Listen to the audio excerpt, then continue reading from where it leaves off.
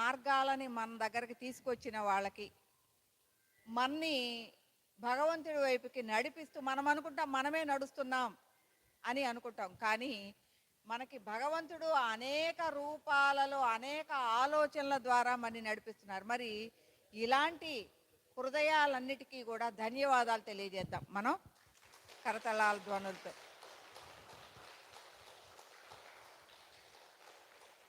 ముఖ్యంగా ఈ పిరమిడ్ వ్యవస్థాపకుడు పత్రిజీ గారికి, మనకిక్కడ ధన్వంతరిని నిర్వహిస్తూ ధన్వంతరికి ఎప్పుడూ కూడా నిత్య నూతనత్వంగా విరాజిల్లేలాగా ప్రతి క్లాసులు కూడా కొత్త కొత్తగా మనకి తీసుకొస్తూ మనం మంచి ఆధ్యాత్మిక మార్గంలో నిలబడటానికి మంచి మంచి గురువుల్ని తీసుకొస్తున్నారు కదా. మరి మోహన్ రెడ్డి గారికి, సునందాకి, ఇక్కడ పనిచేస్తున్న హరితకి కూడా ధన్యవాదాలు చెప్తాం. ఇక్కడికి రెగ్యులర్గా వస్తున్న మీ అందరికి కూడా, వాళ్ళందరూ ఉండే లాభం ఏముంది, మీరు వస్తేనే కదా, మీరందరూ వస్తేనే కదా కదా. మరి ఇవాళ ఏం చెప్పుకుందాం, ఆధ్యాత్మికంలో భాగంగా ఆత్మజ్ఞానము బ్రహ్మజ్ఞానంలో భాగంగా ఏం చెప్పుకుందాం.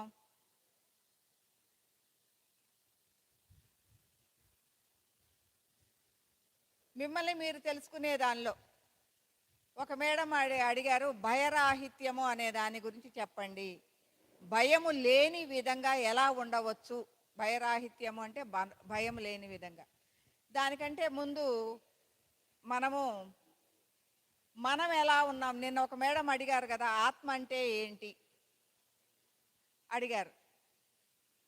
ఆమె 5 సంవత్సరాల నుంచి చెప్పింది, కానీ దాదాపు 20 సంవత్సరాల నుంచి ఆమె ఆధ్యాత్మికంలో ఉన్నారంట. నిన్న చెప్తున్నారు ఆమె 20 ఏళ్ళ నుంచి ఉంది అని.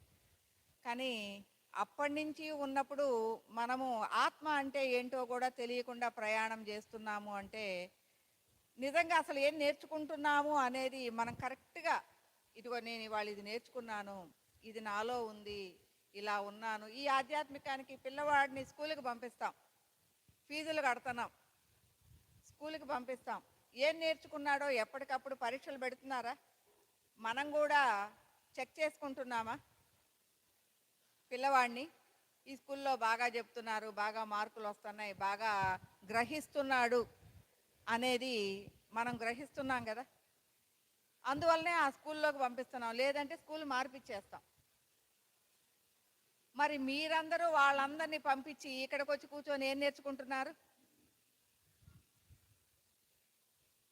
దారి తప్పుతున్నారా? మరి మనం నేర్చుకొని వెళ్ళాలి కదా. ఇదిగో ఇది నేర్చుకున్నాను, దీనిలో ఇలా ప్రయాణిస్తున్నాను, నేను ఇలా ఉన్నాను ఆధ్యాత్మికంలో అనేది ఎప్పటికప్పుడు మీరు చెక్ చేసుకొని, మనం ఎక్కడికి వెళ్తున్నామో అర్థం కాదు, ఎందుకు వస్తున్నామో తెలియదు, ఎందుకు పోతున్నామో తెలియదు. సరే, ఈరోజు మనం ముందు ఒక టాపిక్, ఆత్మ అంటే బేసిక్గా కొంతమంది కొత్త వాళ్ళు ఉన్నారు. ఆత్మ అంటే ఏంటి, అసలు ఆత్మస్వరూపం, పరిపూర్ణమైన ఆత్మస్వరూపం ఎలా ఉంది, మనము ఎలా ఉన్నాము, మనము పరిపూర్ణ ఆత్మస్వరూపంగా మారాలి అంటే ఏం చేస్తున్నాము, ఎలా ప్రయాణం చేస్తున్నాం, ఇది తెలుసుకుందామా? మీ అందరికీ తెలుసా నేను చెప్పింది? ఇప్పుడు నేను చెప్పిన ఇది పరిపూర్ణమైన ఆత్మస్వరూపం ఎలా ఉందో చెప్పుకుందాం. ఇప్పుడు పరిపూర్ణమైన ఆత్మస్వరూపము అని మనకి వేదాంతాలలో కూడా పరిపూర్ణమైన ఆత్మస్వరూపము అని దేన్ని చెప్పుకుంటున్నాం?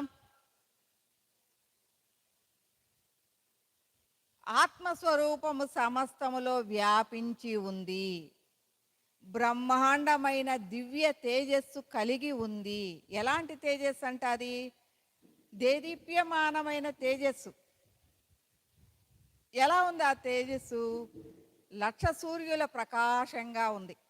అంటే ఒక సూర్యుడినే చూడలేకపోతున్నాం, మరి 1,00,000 సూర్యులను చూడగలమా?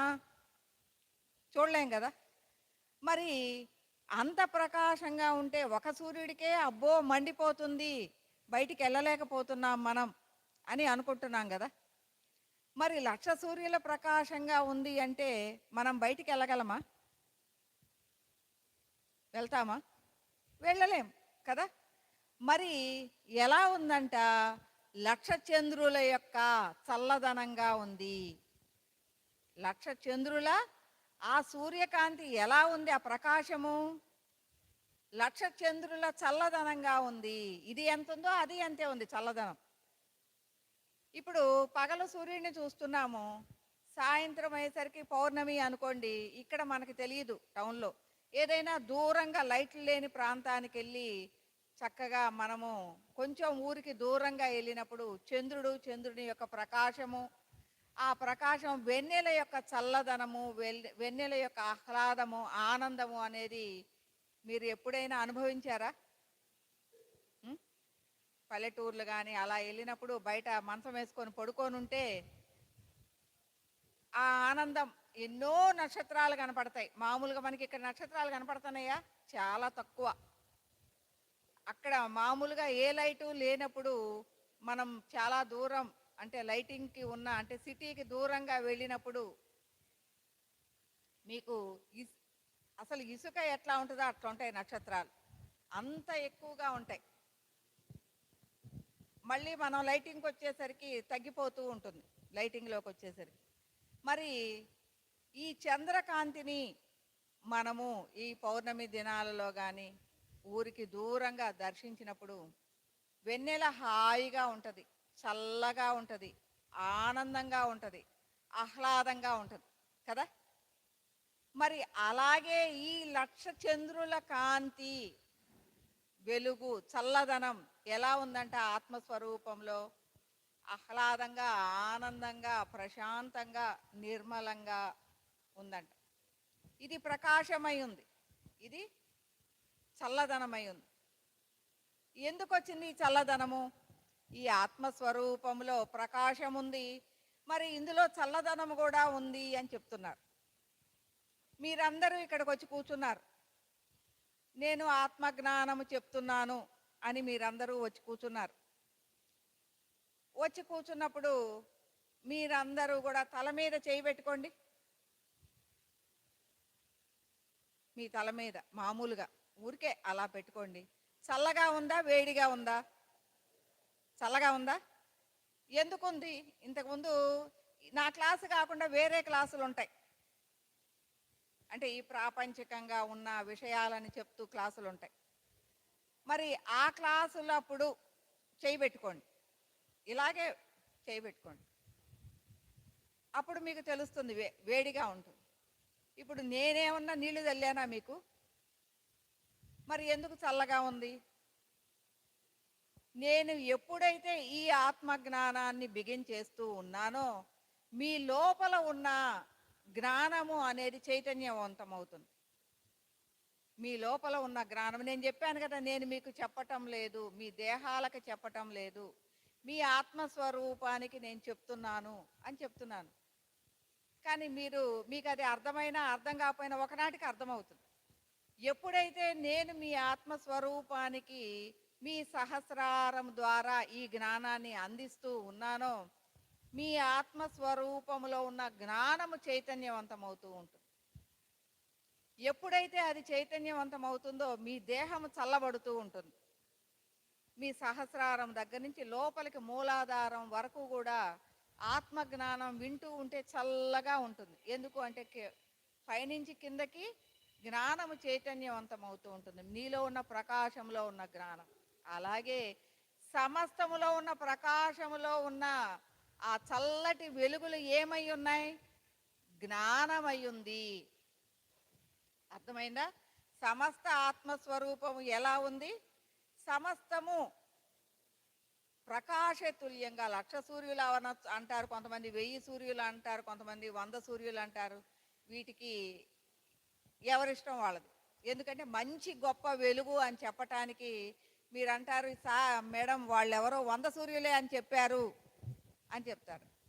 అది ప్రతి ఒక్కటి కరెక్ట్. ఎందుకంటే 100 సూర్యుల ప్రకాశము, లక్ష సూర్యుల ప్రకాశం, 1000 సూర్యుల ప్రకాశం. ఎందుకంటే ప్రకాశం, దేదీప్యమైన ప్రకాశం గురించి చెప్పటానికి ఎవరిష్టం వచ్చినట్టు వాళ్ళు చెప్పుకుంటారు. పురాణాలలో కూడా కొంతమంది ఒక్కొక్కటి సంఖ్య మార్చుకుంటూ ఉంటారు. కాబట్టి సంఖ్యని చూడకండి, అంటే ఆ ప్రకాశాన్ని చూడండి. మనకి సూర్యుడు ప్రకాశానికి గుర్తు. మన ఆత్మకారకుడు సూర్యుడు అని ఎందుకు చెప్తున్నారు అంటే, మన ఆత్మస్వరూపం అలాగే వెలుగొంది పోతుంది. ఒక సూర్యుడు కాదు, లక్ష సూర్యుల ప్రకాశంతో మన ఆత్మస్వరూపం వెలుగుతుంది. అలాగే ఈ కాంతిలో ఏముందంట? చల్లదనం ఉంది. లక్ష చంద్రుల చల్లదనం ఉంది, వెలుగు ఉంది, చల్లదనం ఉంది, హాయి ఉంది, నిర్మలత్వం ఉంది. అది ఏమై ఉంది? జ్ఞానమై ఉంది. అంటే ఆత్మస్వరూపం అంతా ఏమై ఉంది? సూర్యచంద్రుల సమాహారమై ఉంది. సూర్యచంద్రులను తీసివేస్తే ప్రకాశము జ్ఞానము యొక్క సమాహారం. సూర్యచంద్రులు అనేది మనం ఊరికే ఎగ్జాంపుల్ చెప్పుకోవటానికి, సూర్యచంద్రులు కరెక్ట్ కాదు. అంటే మీకు కంటికి కనిపెడాయి ఈ రెండు కాబట్టి ఇది ప్రకాశము, ఇది జ్ఞానము అని చెప్తాం. మనలో కూడా సూర్యనాడి, చంద్రనాడి. సూర్యనాడి అంటే ఈ మంత్రతంత్ర విద్యలు ఉపాసకులు, అంటే దేవి ఉపాసకులు, వీళ్ళందరూ సూర్యనాడి యాక్టివ్ అవుతుంది. జ్ఞాన స్వరూపాలకి, అంటే జ్ఞానాన్ని, ఆత్మజ్ఞానాన్ని వినే వాళ్ళకి చంద్రనాడి యాక్టివ్ అవుతుంది. దేహము చల్లగా ఉంటుంది. ఆత్మజ్ఞానం చేసే వాళ్ళకి, అమ్మవారి ఉపాసకులకి, స్వామివారి మంత్రతంత్రాలు విద్యలు చేసే వాళ్ళకి, వీళ్ళందరికీ కూడా దేహం వేడిగా ఉంటుంది. వాళ్ళని కదిలించండి అని కోపం వస్తుంది. మమ్మల్ని తిట్టండి, మాకేమీ కోపం రాదు. ఎందుకు అంటే ఇది చల్లగా అయిపోయింది, చంద్రనాడి స్థితం. కాబట్టి మన సమస్త ఆత్మస్వరూపము ప్రకాశము, జ్ఞానము యొక్క సమాహారము. మరి ఈ ప్రకాశము జ్ఞానము రెండుగా ఉన్నాయా? రెండుగా ఉన్నాయా? లేదు, ఒకటిగానే ఉన్నాయి. ఎలా ఉన్నాయంట? ఇప్పుడు ఈ జ్ఞానమే ప్రకాశం అవుతుంది, మళ్ళీ ఒక పని వచ్చినప్పుడు ఈ ప్రకాశమే జ్ఞానం అవుతుంది. ఇది మారుతూ ఉంటుంది ఈ ప్రకాశం జ్ఞానం. ఇప్పుడు మీరందరూ ఉన్నారు, మంచిగా నిద్రపోతూ ఉన్నారు. రాత్రిపూట దేహం మీకు గుర్తులేదు, మనసు లేదు, ఆలోచనలు లేవు. ఎలా ఉన్నారు? హాయిగా ఆనందంగా మంచిగా నిద్రపోతూ ఉన్నారు. అప్పుడు మీరు ఎలా ఉన్నారు? పడుకునే వరకు కూడా నేను ఇక రేపేం పని చెయ్యలేను అని అలసిపోయినట్లుగా పడుకున్నారు. పడుకొని లేచిన తర్వాత ఎలా ఉన్నారు?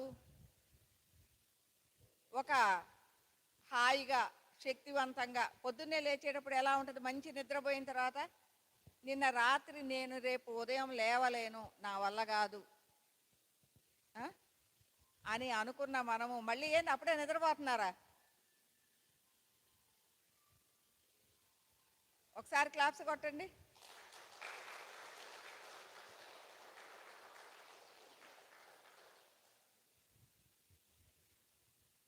ఇక్కడ ఈ ప్రకాశము, జ్ఞానము అనేది ఒకదాన్ని ఒకటి విడదీయని రానిగా ఉన్నాయి. అంటే మనందరికీ కూడా సనాతనం నుంచి కూడా మన ముందు రకరకాల రూపాలు తీసుకొచ్చారు, దైవ రూపాలు.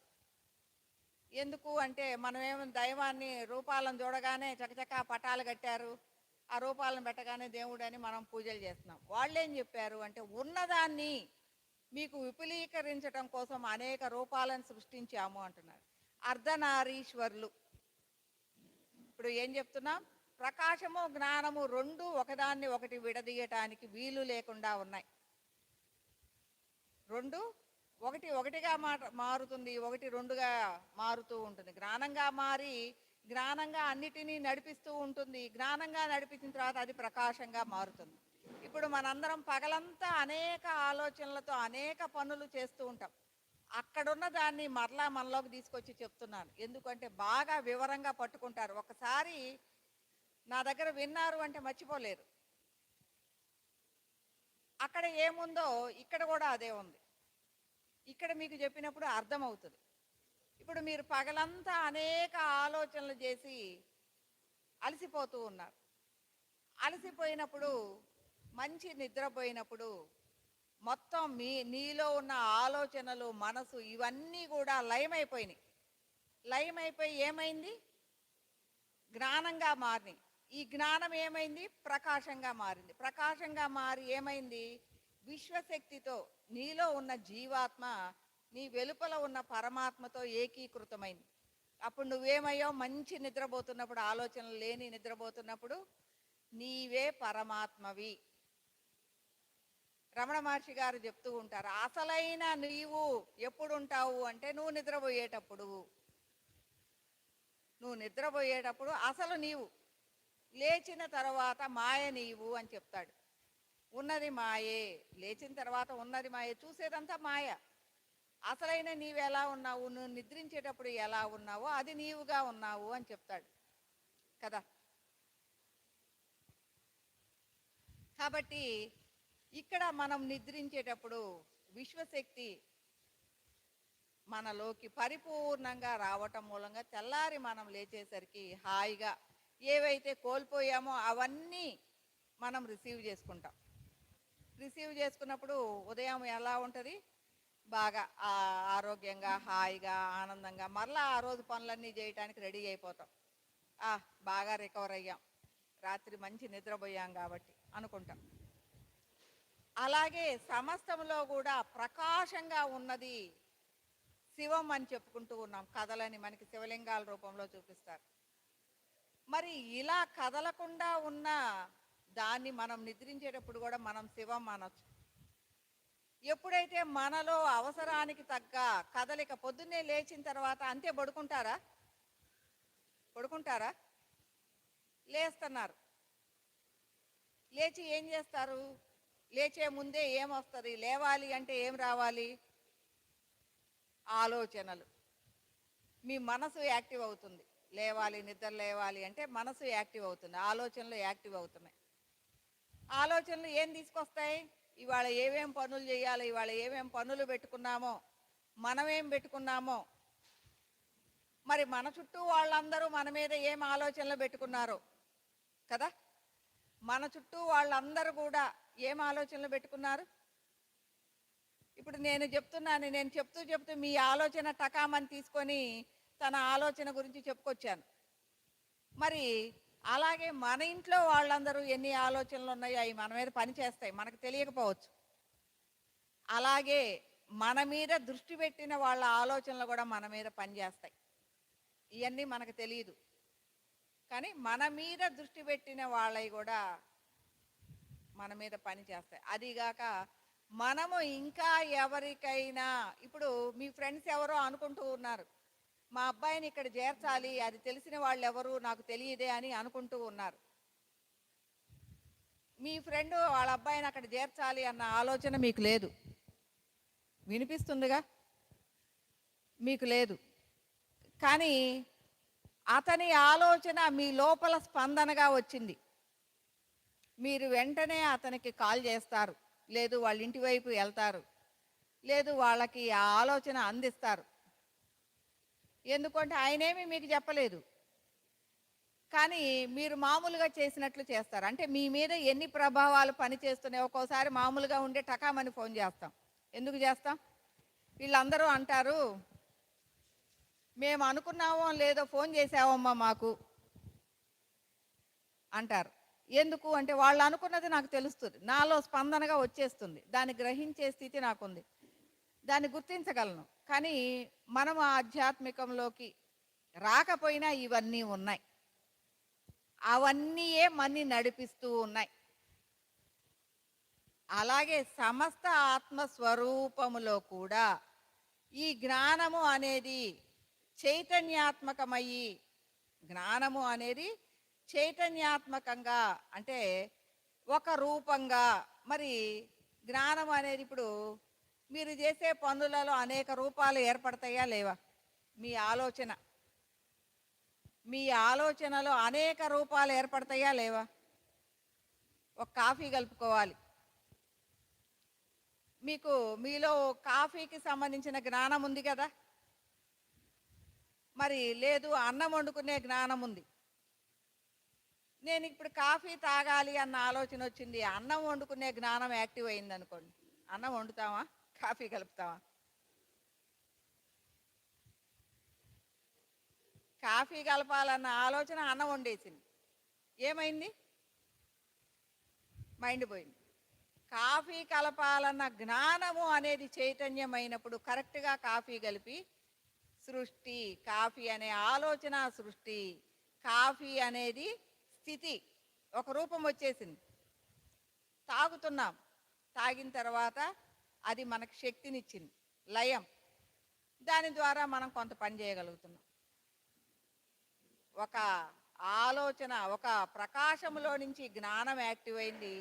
జ్ఞానము ఏ విషయమైతే మనకి అవసరమో దాన్ని ఆ ఆలోచన సృష్టి చేసింది.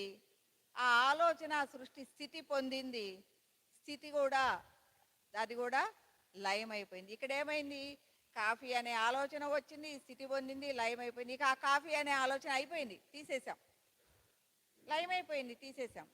మరి ఎన్నో ఆలోచనలు మనం పొద్దున వచ్చిన తర్వాత, లేచిన తర్వాత అన్నీ సృష్టి, ఆలోచన సృష్టి వస్తాయి. స్థితి వస్తాయా? రావు. ఇవాళ 10 రకాల ఆలోచనలు వస్తున్నాయి. అందులో ఎన్ని పని చేస్తాం? చేయలేం. స్థితి కొన్నే చేస్తాం.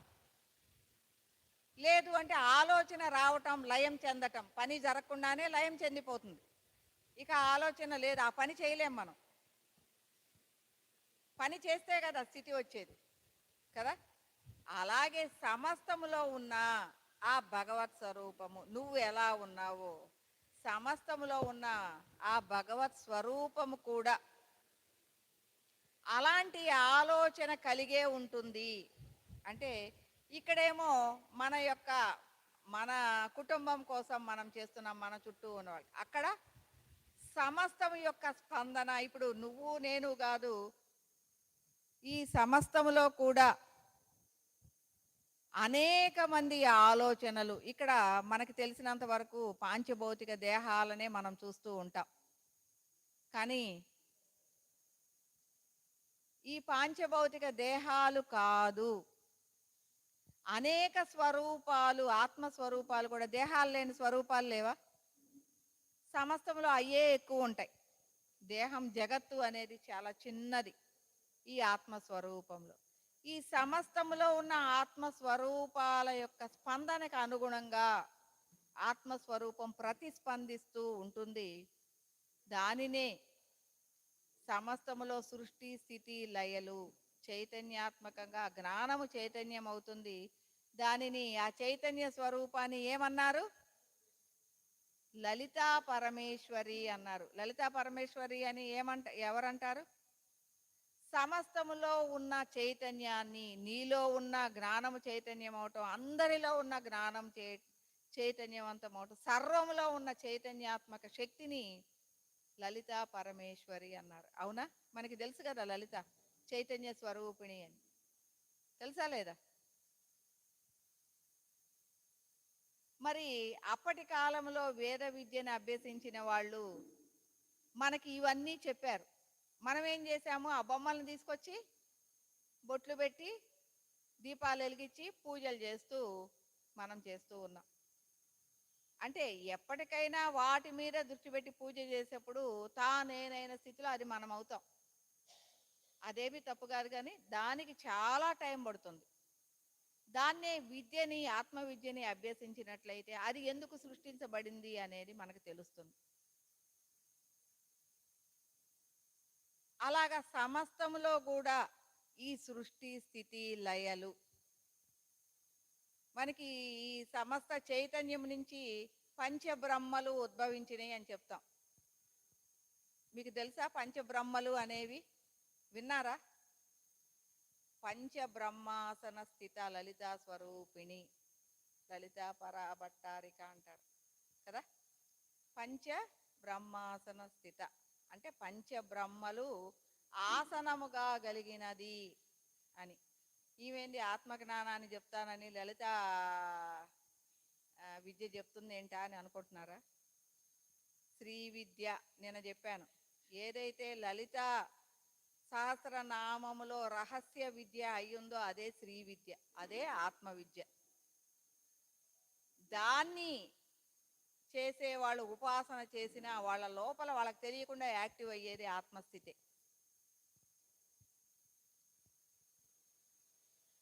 వాళ్ళ లోపల వాళ్ళకి తెలియకుండా యాక్టివ్ అయ్యేది వాళ్ళ ఆత్మస్థితే.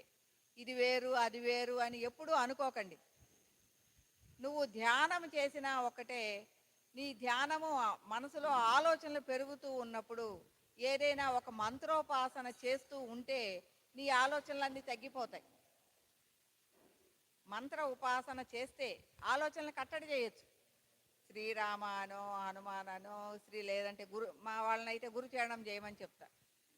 గురుచరణం చేసేటప్పుడు భావన అనేది మీరు భగవంతుడి భావన వినయ విశ్వాస భావోన్నత ప్రియత్వ మతిన సదా. మన మతి ఎప్పుడు ఉండాలి అంటే అహంకార రాహిత్యంగా ఉండాలి, విశ్వాసాన్ని కలిగి ఉండాలి, సమస్తం మీద ప్రియత్వంగా ఉండాలి, భావోన్నతంగా నీవు నేను వేరు కాదు ఉన్నది ఒక్కటే అన్న విధంగా హృదయాన్ని ముంచి మనం చేస్తూ ఉన్నప్పుడు ఆ భగవంతుడితో లయమై ఉంటాం.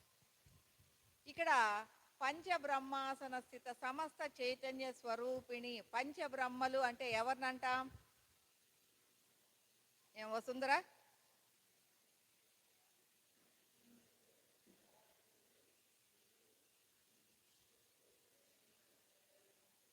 బ్రహ్మ విష్ణు రుద్రులు, సదాశివుడు, ఈశ్వరుడు.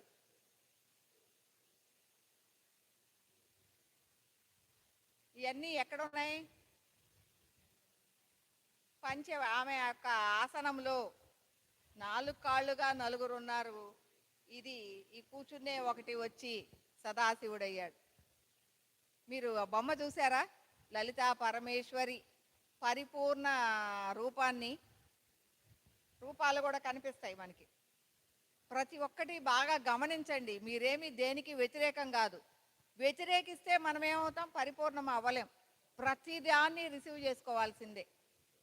అంటే ఏంటి బ్రహ్మలు అంటే సర్వములో ఉన్న ఆలోచన, సర్వము ఉనికి ఏదయ్యే ఉంటుందో అది సదాశివం. నువ్వు ఉన్నావు అనటానికి ఉనికి ఏంటి? ఈ పంచభూతాత్మకం నడుస్తుంది, ఈ పాంచభౌతిక నడుస్తుంది అంటే ఆత్మస్వరూపం.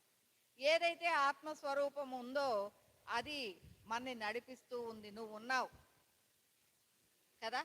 అలాగే ఆ లలితా స్వరూపం ఉంది అంటే ఈమె సమస్త చైతన్యమై ఉంది.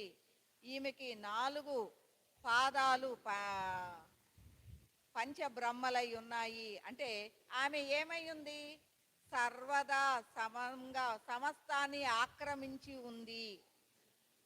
అందులో సృష్టి స్థితి లయలు తానై ఉంది. తన నుంచి ఏర్పడేవే అయ్యున్నాయి. దాని తర్వాత ఇక్కడ పుట్టించేది లయం చేసుకునేది అంతా తానై ఉంది. అన్నిటిలో ఉండి వసించే ఆ ఈశ్వరుడు కూడా తానై ఉంది. ఈ పంచబ్రహ్మల యొక్క ఏకత్వమే సర్వ చైతన్యము.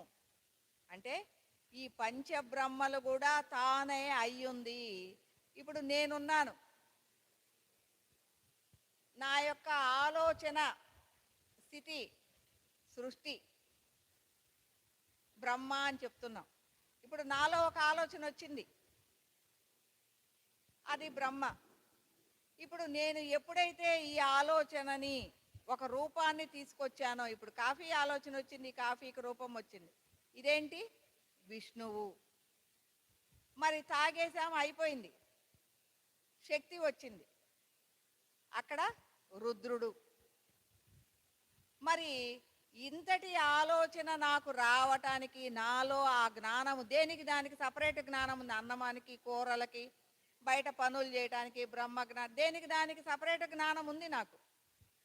ఏ జ్ఞానం కావాలో నేను ఇక్కడ వసిస్తూ ఉన్నాను. నాలో నుంచి ఆ విషయాన్ని తెలియచేసి నడిపిస్తూ ఉన్నదానికి నాలో ఉన్న ఆత్మస్వరూపం ఉంది, అంటే ఈశ్వరుడు. నా ప్రతి ఆలోచన స్పందన, ప్రతిస్పందన కూడా ఈశ్వరుడే.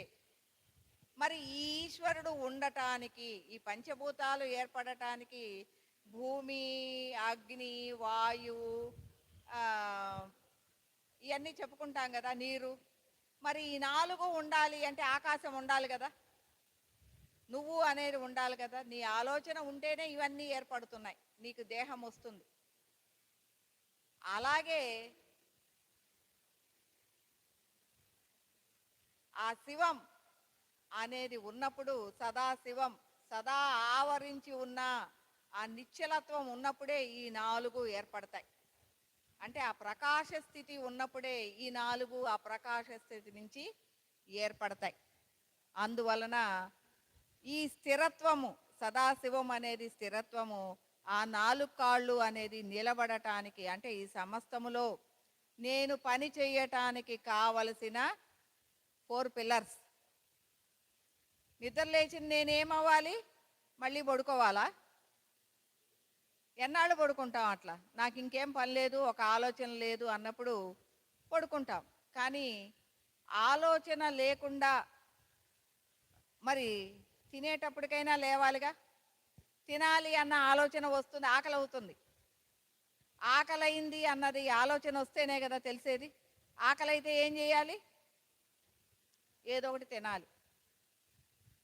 మరి తినాలి అన్నది మనని ఏం చేస్తుంది? లేపుతుంది.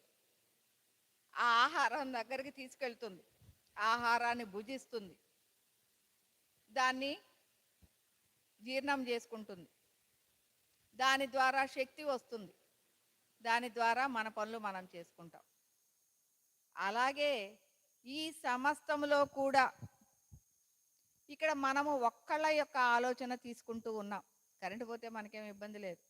మైక్ వినపడుతుంది కదా? ఓకే. ఇక్కడ మరి మన ఒక్క పనికి ఒక ఆలోచన సృష్టి స్థితి ఇలా ఉంటే, మరి సమస్తములో మనలాంటి అనేక హృదయాల యొక్క ఆలోచన ఎలా ఉంది? ఇప్పుడు మీ ఆలోచనకి ఒక సౌండ్, మీ ఆలోచన ఎక్కడ బిగినైంది? సృష్టి మీ పొట్టలో కదా. ఆలోచన అక్కడి నుంచే బిగిన్ అవుతుందా? మీ పొట్టలో ఒక సౌండ్. ఆ సౌండ్ ఎక్కడికి వచ్చింది? మీ హృదయంలోకి వచ్చింది. మరి అనేక హృదయాలలో ఇప్పుడు మీ హృదయము, మీ ఆలోచన మీది సృష్టి. మరి ఇలాంటి ఇప్పుడు మీరు ఆత్మస్వరూపమే. సమస్తములో ఉన్న దేహాలు లేని సమస్త ఆత్మస్వరూపములో కూడా స్పందన అనేది ఉంది కదా. ఆలోచన స్పందన ఉందా లేదా?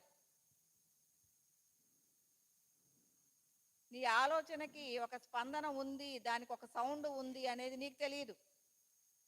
కానీ ఎప్పుడు తెలుస్తుంది?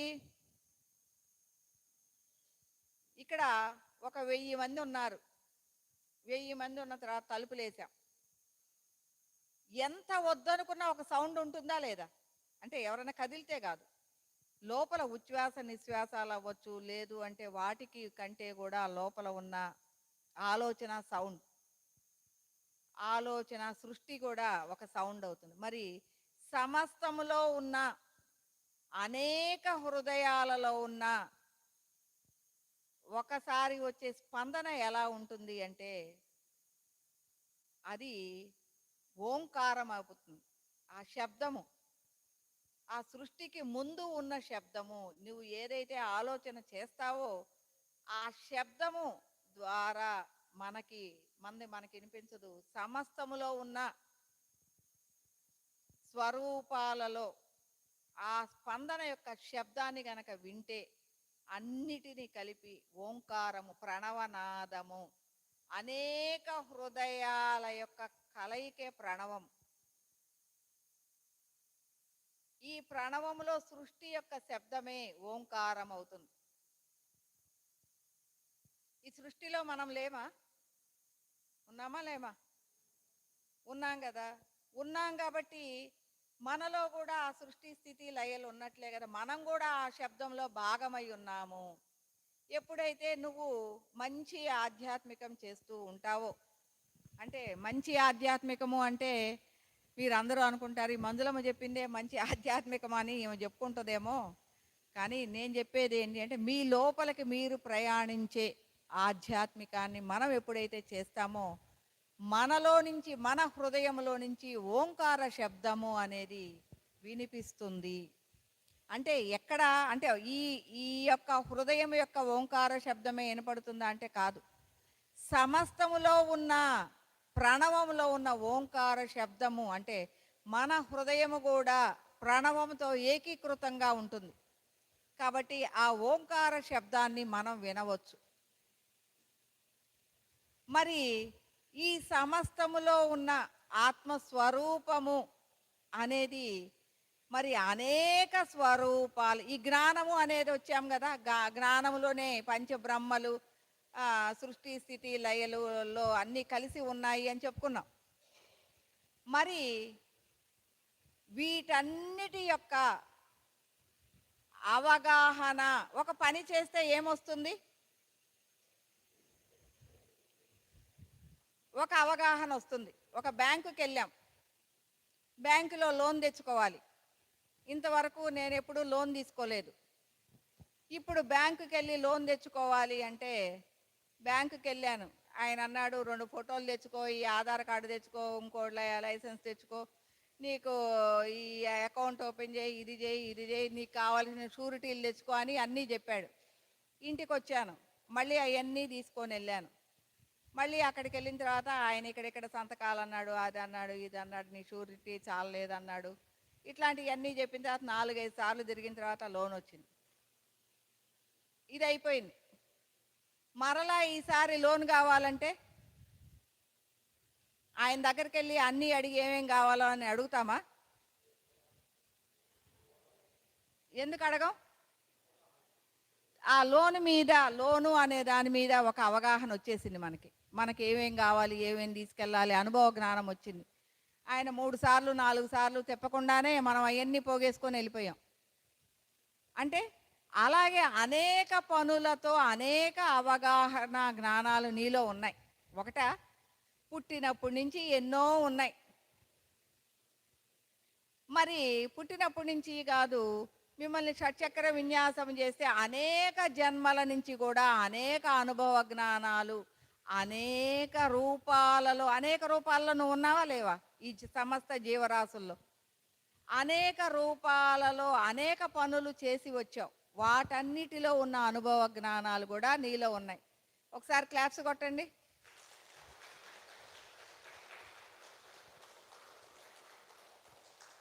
ధ్యానం చెయ్యొద్దు. మీరు ధ్యానం చేసిన దానికంటే కూడా మంచి స్టాండర్డ్లో ఉండేలాగా నేను క్లాస్ చెప్తాను. మీరు ఒక ధ్యానం చేస్తే ఈ ఎత్తులోనే, ఈ స్టాండర్డ్లోనే ఉన్నారు అనుకోండి. నేను చెప్పే ఆత్మ జ్ఞానం వినేటప్పుడు మీ హృదయాన్ని స్వస్వరూప విన్యాసం చేయిస్తూ ఆత్మ జ్ఞానాన్ని ఇస్తా.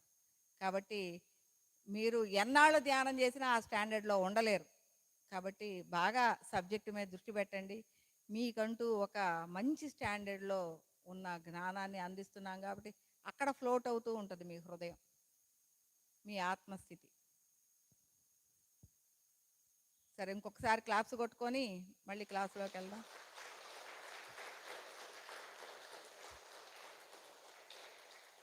ఇప్పుడు ఏం చెప్పుకుంటున్నాం? మన సమస్తములో ఉన్న అనేక అనుభవ సారాల సమాహారమే జ్ఞానం. అనుభవాలు, ఇప్పుడు నేనున్నాను, నేను అనేక జన్మలు ఎత్తాను, అనేక జన్మలలో ఉన్న అనుభవ జ్ఞానాల సారమే నేను. మరి మీరందరూ కూడా అంతే కదా. మరి మీలో ఉన్నది కూడా ఆత్మస్వరూపమే కదా. ఈ దేహాలు లేని ఆత్మస్వరూపాలు కూడా సమస్తములో ఎన్నో ఉన్నాయి కదా. సమస్త ఆత్మస్వరూపము అనేక స్వరూపాల సమాహారం. ఇవన్నీ కూడా అనుభవ జ్ఞానాల సమాహారమే. అంటే జ్ఞానము అంటే ఏమైంది? అనుభవ జ్ఞానాలతో వచ్చిన జ్ఞానమే జ్ఞానం. ఆదిశంకర్లు చెప్తారు, చూసింది చేసింది ఇవన్నీ జ్ఞానం కాదు, అనుభవ జ్ఞానంతో వచ్చిన జ్ఞానమే జ్ఞానము అని. అంటే సమస్త ఆత్మస్వరూపములో ఏముంది? సమస్త ఆత్మస్వరూపాల యొక్క అనుభవ జ్ఞానం ఉంది. ఇప్పుడు మనలోనే చూసుకుంటే, మళ్ళీ పైనుంచి కిందకు వద్దాం, మనలోనే చూసుకుంటే తెలియని విషయము అనే దాన్ని మనం పని చేయాలి అంటే మనకు టెన్షన్ వస్తుంది. టెన్షన్ వస్తుందా రాదా? ఏదైనా తెలియని పని చేయాలి అంటే, అబ్బో ఆ పని చేయాలా, నాకు దానికి తగ్గ విషయం తెలియదే, ఎవరెవరిని తీసుకెళ్ళాలి, లేదు ఒక పోలీస్ కేసు వచ్చింది, పోలీసులు అంటే మనకు భయం. అక్కడికి వెళ్తే వాళ్ళు ఏం చేస్తారో, ఏం మాట్లాడతారో, ఎలా మన్ని సతాయిస్తారో, పక్కనాడెవడో వెళ్ళి పోలీస్ కేసు పెట్టాడు. అప్పుడు ఈ పోలీసుల దగ్గరికి వెళ్ళే వాళ్ళు ఎవరున్నారు, వాళ్ళని తీసుకెళ్దామా వీళ్ళని తీసుకెళ్దామా తోడు, వాళ్ళ దగ్గరికి వెళ్ళి మాట్లాడే ధైర్యం కావాలి కదా. మరి ఇలా వాళ్ళని తీసుకెళ్దామా వీళ్ళని తీసుకెళ్దామా అని వాళ్ళందరినీ ఎతుక్కుంటాం. ఎందుకు అంటే డైరెక్ట్గా వెళ్ళాము అంటే వాడేమంటాడో మనం తట్టుకుంటామో లేదో, లేదు 4 దెబ్బలేస్తాడేమో, లేదు అసలు దేనికోసం ఈ కేసు వచ్చిందో, ఇదంతా కూడా మనకి భయంగా ఉంటుంది కదా. మరి అదే 10 సార్లు వెళ్ళొచ్చారనుకోండి, వాళ్ళతోటి వీళ్ళతోటి ఇంకెవరితోటైనా వెళ్ళొచ్చారనుకోండి పోలీసుల కేసులకి, ఎవరెవరియో పనులు వస్తూ ఉంటాయి, ఎవరెవరియో మన చుట్టూ పనులు జరుగుతూ ఉంటాయి. వాళ్ళ కోసం మనం వెళ్ళాం తోడు. మనకే ఇప్పుడు పని వచ్చింది, మనం ఎలా వెళ్తాం? వీళ్ళందరినీ పిలుచుకుంటామా? అక్కడికి వెళ్ళి కూడా ఈయన పోలీస్ ఆయన మన అది చేస్తాడు ఇది చేస్తాడు, అయ్యో లబ్బో దిబ్బో అనుకుంటా ఏముండవు, క్యాజువల్గానే మాట్లాడతాం. ఇది సార్ ఇది ఇలా జరిగింది ఇలా ఉంది అని మాట్లాడే ధైర్యం ఉంటుందా లేదా? 10 సార్లు వెళ్ళొచ్చాం కదా ఎవరియో పనుల కోసం. అంటే ఒక అనుభవ జ్ఞానం ఉంది. మరి అనుభవ జ్ఞానం లేనప్పుడు నీకు లోపల ఎంత ఉష్ణం వచ్చింది, ఎంత బాధ వచ్చింది, ఎంత దుఃఖం వచ్చింది, ఎంత భయం వచ్చింది. మరి అదే అనుభవ జ్ఞానం ఉంటే చల్లగా హాయిగా ఆనందంగా ఏమీ ఒడిదుడుకులు లేకుండా ఆ పని చేసుకొచ్చాం. ఏ పని చేయాలన్నా అంతే, ఒక అనుభవ జ్ఞానం ఉంటే ఆనందంగా చేస్తాము. ఆ అనుభవ జ్ఞానం లేనప్పుడు మనం అలాగే ఇబ్బంది పడుతూ ఉంటాం కదా. మరి నువ్వే కాదు, ఈ సమస్తములో ఉన్న ప్రతి ఒక్కటి అనుభవ జ్ఞానం కలిగినదే జ్ఞానము అని చెప్తున్నాం. అనుభవ జ్ఞానం కలిగి ఉంటేనే దాన్నే అసలైన జ్ఞానము అని చెప్తున్నారు. మరి ఆత్మస్వరూపము, సమస్త ఆత్మస్వరూపంలో ఎలాంటి జ్ఞానం ఉంది? సమస్త స్వరూపాల యొక్క అనుభవ జ్ఞానము నిక్షిప్తముగా ఉంది. నిక్షిప్తముగా ఉంది. నిక్షిప్తము అంటే కదలని స్థితి. ఈ కదలని స్థితి అనేది ఎక్కడి నుంచి వచ్చింది? మనలో కదలని స్థితి లేదా? ఉందా లేదా? మనం చిన్నప్పుడు ఆడుకున్నాం, మనం చిన్నప్పుడు స్నేహితులు ఉన్నారు, అనేక ఆటలు ఆడుకున్నాం. మరి మనందరికీ ఒక 50 ఏళ్ళు వచ్చినాయి. ఈ 50 ఏళ్ళు వచ్చిన తర్వాత ఆ 15 ఏళ్ళు లేదు 16 ఏళ్ళు బాల్యం అయిపోయింది. ఆ ఆటలన్నీ వదిలేసాం. చదువులో, ఉద్యోగాలలో, పెళ్ళి, పిల్లలు జీవితాలలోకి వచ్చేసాం, బాధ్యతాయుతమైన జీవితాల్లోకి వచ్చిన మనం ఏం చేశాము? ఆ చిన్నప్పటి ఆటలు, చిన్నప్పుడు జరిగినవన్నీ కూడా వదిలేసాం. మనకి ఇన్నాళ్ళు గుర్తులేవు, ఈ 30 ఏళ్ళు గుర్తులేవు కదా. గుర్తున్నాయా? ఒక్కొక్క ఆట చెప్తాను, ఆ ఆటకి ఏమేమి రూల్స్ అండ్ రెగ్యులేషన్స్ ఉన్నాయో చెప్పండి అనగానే కాసేపు ఆలోచిస్తారు. ఆలోచించి గుర్తు తెచ్చుకొని అది ఇది ఇది ఇది అని మళ్ళా ఒక్కోటి గుర్తు తెచ్చుకుంటే ఇంకా 4 గుర్తుకొస్తూ ఉంటాయి. అంటే ఏముంది? ఈ 30 ఏళ్లలో ఆ జ్ఞానం నీకు ఉపయోగపడలా. కానీ ఇప్పుడు నీ మనవళ్ళు మనవరాళ్ళు ఎవరో వచ్చారు, వాళ్ళు అడుగుతూ ఉన్నారు, ఇది నువ్వు ఆడావా ఈ ఆట అని. ఆడానప్పుడు చిన్నప్పుడు. మరి అయితే ఎలా ఆడాలి చెప్పు అన్నప్పుడు ఒక్కొక్కటి గుర్తు తెచ్చుకొని చెప్తూ ఉన్నాను నేను. చెప్తూ ఉన్నప్పుడు ఎక్కడో ఉన్న జ్ఞానం నిక్షిప్తంగా ఉంది అది. ఎందుకంటే అది యాక్టివ్గా లేదు. ఆల్రెడీ తెలిసిన జ్ఞానం ఏమైంది అంటే ఐడియల్ అయిపోయింది, నిక్షిప్తంగా కదలని స్థాయిలోకి వెళ్ళిపోయింది. ఇప్పుడు దాన్ని ఏం చేస్తున్నాను? దాని మీద దృష్టి పెట్టి నేను దాన్ని కదిలిచ్చి దాన్ని రిసీవ్ చేసుకొని దాన్ని మీకు ఆ పిల్లవాడికి చెప్తూ ఉన్నాను. ఇది ఇది రూల్స్ అండ్ రెగ్యులేషన్స్ అంటే సమస్తములో ఉన్న జ్ఞానము నిక్షిప్తముగా ఉంది అని చెప్తున్నాను. అది ఉపయోగపడి ఇప్పుడు నేను ఈ బ్రహ్మ జ్ఞానం కోసం దృష్టి పెట్టాను. ఎప్పుడైతే దృష్టి పెట్టానో ఈ బ్రహ్మ జ్ఞానము అనేది, నేను దృష్టి పెట్టిన జ్ఞానము అనేది నిక్షిప్తముగా ఉన్న జ్ఞానము చైతన్యవంతమవుతూ ఉంటుంది.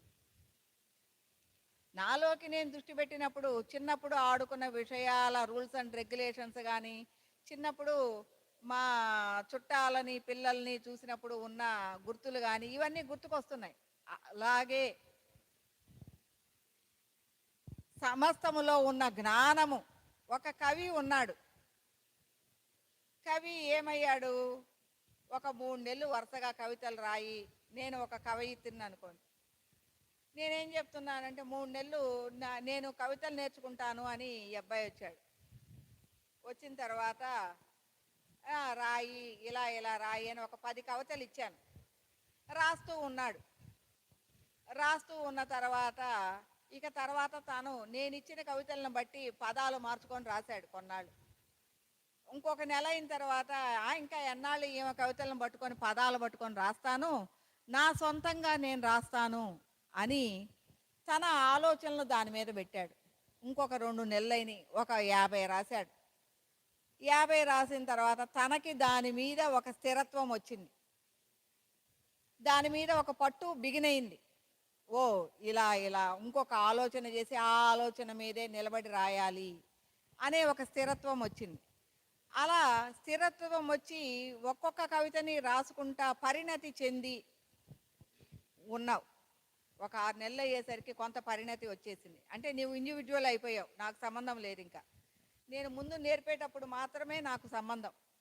ఇప్పుడు మీరు ఇండివిజువల్ అయిపోయారు కదా. ఇప్పుడు నీకు నీ యొక్క భావనలతో, నీ సొంత భావనలు ఇప్పుడు యాక్టివ్ అయినాయి.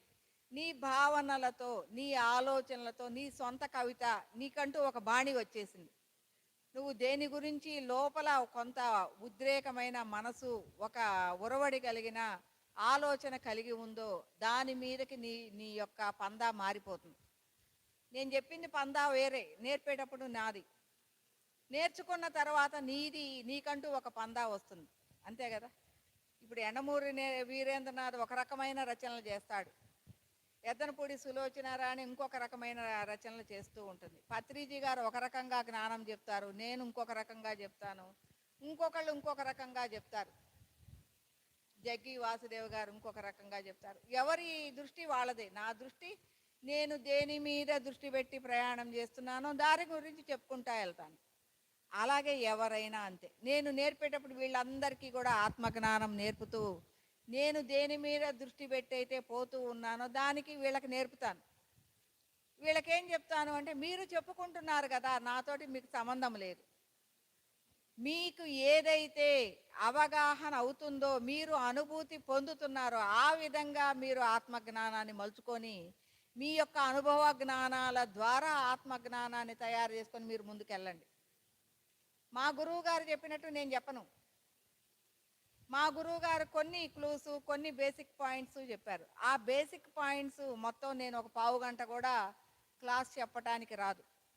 అలాంటిది ఒక్కొక్క విషయాన్ని కొన్ని రోజుల పాటు చెప్పగలిగిన జ్ఞానము ఎందుకు వస్తుంది అంటే, దాని మీద నేను పయనం చేసే దాన్ని బట్టి, దాని మీద దృష్టి పెట్టిన దాన్ని బట్టి, నాకు అవలోకనమైన దాన్ని బట్టి నేను చెప్పుకెళ్తూ ఉన్నాను కదా. అలాగే సర్వములో ఉన్న జ్ఞానము నిక్షిప్తముగా ఉంది. సర్వములో ఉన్న జ్ఞానం ఎక్కడొచ్చింది? సమస్త స్వరూపాల యొక్క అనుభవ జ్ఞానాల సమాహారమే ఆత్మ జ్ఞానముగా ఉంది. ఈ ఆత్మ జ్ఞానమే ఆనందమైన, నిర్మలమైన, శాంతి ప్రకాశంగా మారినప్పుడు అది ప్రకాశం అవుతుంది.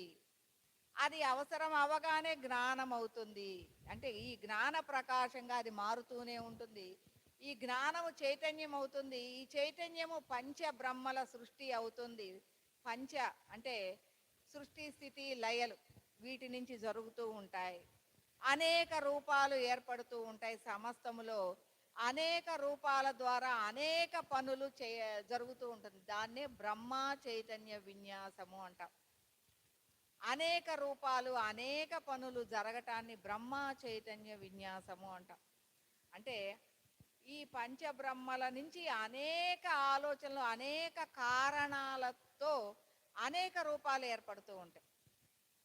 అలా అనేక రూపాలు ఏర్పడిన తర్వాతే ఈ జగత్తు ఏర్పడింది. అనేక మార్పులు సంభవిస్తాయి. మరి ఇలాంటి స్థితిగతులు, మార్పుల ద్వారానే ఈ సృష్టి, స్థితి, లయలు జరగటాన్నే బ్రహ్మ చైతన్య విన్యాసము. బ్రహ్మము అంటే ప్రకాశము, చైతన్యము అంటే రకరకాల మార్పులు, ఆలోచనలు మనలోంచి సృష్టింపబడటము. అవి అనేక రూపాలుగా మారి ఈ సమస్తాన్ని నడిపించటము అనేది జరుగుతూ ఉంటుంది. అలాగే మన జగత్తు కూడా ఏర్పడింది కూడా ఈ జగన్మిథ్య అనేది, ఈ సృష్టి అంతా కూడా మిథ్యాతత్వంగా ఏర్పడింది కూడా, జగత్తు ఏర్పడటం కూడా మిథ్యే. అంటే ఒక ఆలోచన, ఈ ఆలోచనలో ఈ జగత్తు ఉంది. మన ఆలోచన లేకుండా మనము ఒక కళ వచ్చింది, మనకి ఒక కళ వచ్చింది. కళలో ఏం చూస్తున్నాము? ఒక భావన, మనలో ఒక కళ వచ్చింది. నాకు ఒక కళ వచ్చింది. ఆ కళలో ఏం జరుగుతుంది అంటే, ఒక 10 మంది నా వెంటబడుతూ ఉన్నారు. నేనేం చేస్తున్నాను అంటే, నేను వాళ్ళని ఏదో ఇబ్బంది పెట్టాను.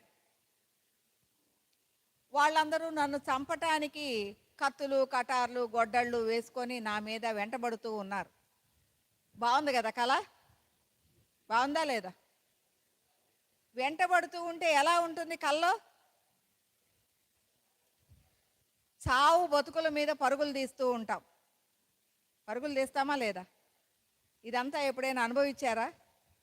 కళలో చావు బతుకుల మీద పరుగులు తీస్తూ ఉంటాం, రొప్పుతూ ఉంటాం. కళ్ళ వెంట నీళ్లు కారుతూ ఉంటాయి, కింద పడతాము, మోకాళ్ళు పగులుతూ ఉంటాయి, రక్తము కారినట్టు నెప్పులు పుడుతూ ఉంటాయి. పరిగెత్తలేకపోతున్నాను, నీరసం వస్తుంది. అట్లా పడగానే వాళ్ళందరూ దగ్గరకు వచ్చేసారు. మరలా గబాగబాలేసి ఇసుకను దులుపుకుంటూ పరిగెడుతూ ఉన్నాను. ఒక చోట పడిపోయాను, వాళ్ళందరూ కత్తులెత్తారు. అప్పుడు మెలకువ వచ్చింది. ఇప్పుడు ఎలా ఉంది? ఎలా ఉంది? మెలకువ వచ్చింది. ఇప్పుడు నేను ఎలా ఉన్నాను? కళ్ళ వెంట నీళ్లు గారుతున్నాయి, బాగా రొప్పుతున్నాను, ఈ మోకాళ్ళంతా మంటలు పుడుతున్నాయి, వీటిని తడుపు, రక్తం గారాలే, రక్తం కారలే. ఓయమ్మో ఇది కళ. ఇంకొక క్షణము కనుక ఆ కళ వస్తే నేనేమయ్యేదాన్ని? నా ప్రాణాలు గాల్లో కలిసిపోయేయేమో. వాళ్ళందరూ నన్ను చంపేశారు అంటే గాల్లో కలిసిపోయినట్టే కదా. అంటే ఆ అనుభూతి కూడా పొందుతాం కదా. ఆ క్షణము జరగకముందే మెలకువ వచ్చింది. మెలకువ వచ్చినప్పుడు ఇవన్నీ నిజంగా జరిగినాయా? ఇవన్నీ నిజంగా జరిగినాయా అంటే జరగలేదు కదా. మరి జరగకుండా ఎందుకు ఇంత బాధపడ్డాను నేను? ఈ దేహం శుభ్రంగా నిద్రపోతుంది కదా. మరి దేది బాధపడింది, ఏది ఇబ్బంది పడింది? చూస్తున్నది ఏంటి? నేనే నిద్రపోతున్నాను, చూస్తున్నది నేనే, నా దేహం లేదు. గ్రహిస్తున్నదేంటి? అక్కడ ఒక భావన జరుగుతుంది. అక్కడ ఆమె ఒక తప్పు చేసింది, ఆమెను శిక్షించటానికి ఎంతోమంది ఆమెని చంపటానికి వస్తూ ఉన్నారు. అది నేను చూస్తూ ఉన్నాను. ఇక్కడ నేను, నా దేహము రొప్పుతూ ఉంది, రోస్తూ ఉంది, కళ్ళమ నీళ్లు గారుతూ ఉన్నాయి, ఈ బాధ అంతా పడుతూ ఉన్నాను. మెలకు వచ్చింది. మరి ఇక్కడ చూసింది ఎవరు? దేహం కాదు కదా. చూసింది ఎవరు?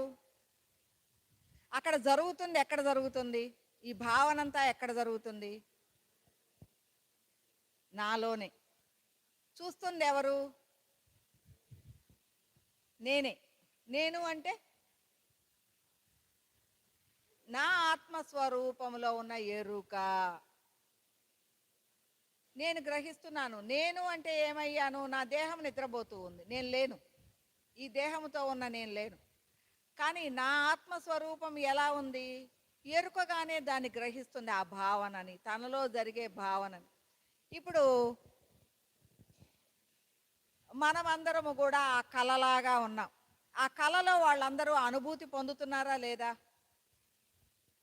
అక్కడ ఒక పని జరుగుతుంది, వాళ్ళందరూ పరిగెడుతూ ఉన్నారు. వాళ్ళందరూ పరిగెడుతూ ఉంటే వాళ్ళకి రొప్పొస్తుంది. వాళ్ళు కోపంగా ఉన్నారు, వాళ్ళు కోపంగా తెలుస్తుంది కదా. తెలుస్తుందా లేదా? మరి వాళ్ళందరూ పరిగెడుతూ ఉన్నారు, కోపంగా ఉన్నారు, నన్ను చంపాలి అన్న ఆలోచన కలిగి ఉన్నారు. మరి ఇదంతా కూడా ఎవరి ఆలోచన? నాదే. నేను దర్శిస్తుంది ఎవరిని? నాలో జరిగే భావనని. ఇది మాత్రం జగత్తు అంటున్నాను నేను. జగత్తుకి ఏం చెప్పాను? నేను మాత్రమే చూస్తూ ఉన్నాను, మీరందరూ ఉన్నారు, ఈ జ్ఞానానికి వచ్చారు, ఇదంతా మిథ్య, ఇదంతా నా భావనే, నేను మీ అందరూ కూడా నేనై ఉన్నాను, మీదంతా లేదు, ఇదంతా కూడా నేను రకరకాల కలల వీక్షణే అని చెప్తూ ఉన్నాను. అంటే ఒక డ్రామా జరుగుతుంది, ఈ డ్రామాలో నేను ఒక పాత్రధారిని మాత్రమే, ఈ పాత్ర అనేది అలా జరుగుతూనే ఉంటుంది, నేను ఎక్కడున్నాను, దానికి అవతల ఉన్నాను, ఇదంతా కూడా నా భావన, ఈ భావనలో వీళ్ళందరూ ఉన్నారు పాత్రధారులు. ఒక సినిమా తీస్తున్నారు, డైరెక్టర్ యొక్క ఆలోచనే విలను, అందులో హీరోయిన్ కావచ్చు, రకరకాల ఏమంటారు క్యారెక్టర్స్, రకరకాల క్యారెక్టర్స్ కావచ్చు, ప్రతి క్యారెక్టర్లో ఉన్న ఆలోచన ఎవరిది, డైరెక్టర్ది. మరి ఒక సినిమా చూసినప్పుడు మనకు అర్థం కావాల్సింది ఏంటి, హీరోయిన్ హీరో వీళ్ళందరూ వేరువేరుగా కాదు, ఉన్నది డైరెక్టర్ యొక్క హృదయమే, అతని ఆలోచన, డైరెక్టర్ యొక్క క్రియేటివిటీ, దాన్ని మాత్రమే చూస్తూ ఉన్నాం. మరి ఈ జగత్తంతా ఎలా ఏర్పడింది, ఒక డైరెక్టర్ యొక్క క్రియేటివ్ ద్వారా సినిమా ఏర్పడినట్లు ఈ జగత్తంతా కూడా భగవంతుడి యొక్క ఆలోచన మూలంగా ఈ జగత్తు ఏర్పడింది. ఈ కళ అయిపోగానే జగత్తు మిథ్య, జగన్మిథ్య లేదు కదా. మరి ఈ జగత్తులో కూడా అనేక రూపాలు దాలుస్తూ అనేక అనుభవ జ్ఞానాల ద్వారా మనమేమవుతున్నాం, మన్ని మనం తెలుసుకొని పరిపూర్ణమై భగవంతుడిలో కలిసిపోతున్నాం. అక్కడి నుంచి వచ్చిన ఆలోచనే మనం, అక్కడి నుంచి ఉన్న ఆ కళలో ఉన్న క్యారెక్టర్సే మనం అంతా కూడా, ఆయన యొక్క కళ, ఆ కళలో ఉన్న క్యారెక్టర్స్ మనమంతా, ఇదంతా కూడా మనమేమనుకుంటున్నాము అంటే, ఎప్పుడైతే ఇది లేదు అన్న స్థితిని అనుభవిస్తాలి. ఇవాళ మీకు అందరికీ ఇదంతా లేదు, జగన్మిథ్య జగన్మిథ్య అంటే మీరు అనుకోగానే అయిపోతుందా, అవదు. కానీ ఒకానొక పరిపూర్ణ స్థితి వచ్చినప్పుడు మీరందరూ మీకు కనపడకుండా అయిపోతారు, మీకు మీరు కనపడరు. ఏం కనపడుతుంది, మీరు భగవంతుడై పరిపూర్ణ స్థాయిలో ఉన్నప్పుడు ఈ కళ అంతా కూడా లయమైపోతుంది, మిగలదు. అప్పుడు మీరు భగవంతుడిగా నిలబడి, అంటే నేను ఎలా అయితే నిద్రిస్తూ ఉన్నానో, నాలో నుంచి ఈ కళ జరిగిందో, ఈ నిద్రిస్తున్నది ఇక్కడ ఉన్నది నేనే, ఇది నా యొక్క ఆలోచన అనేది ఇక్కడున్న నన్ను నేను దర్శించుకుంటాను. అప్పుడు మీరేమయ్యారు, భగవంతుడయ్యారు. నేను చెప్పేది అర్థమైందా, అర్థమవుతుందా? కొద్ది కష్టంగానే ఉంటుంది, ఒకసారి క్లాప్స్ కొట్టండి.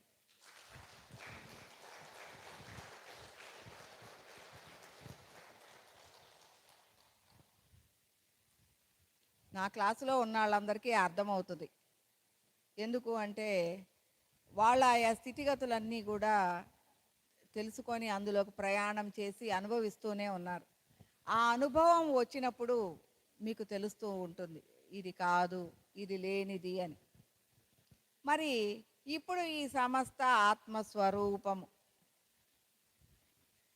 ఎలా ఉంది, ఆ భగవంతుడి యొక్క ఈ పంచబ్రహ్మల దగ్గర నుంచి సమస్త చైతన్యము దగ్గర నుంచి ఎక్కడైతే జ్ఞానం అయ్యిందో అక్కడ భగవంతుడి యొక్క ఈ చైతన్యం వచ్చే దగ్గర నుంచి కూడా ఆయన యొక్క ఆలోచనే. ఎప్పుడైతే చైతన్యం అవుతుందో గుణాలు యాక్టివ్ అవుతాయి. గుణాలు, గుణము అంటే గుణాలు లేనిది పని చేయలేం.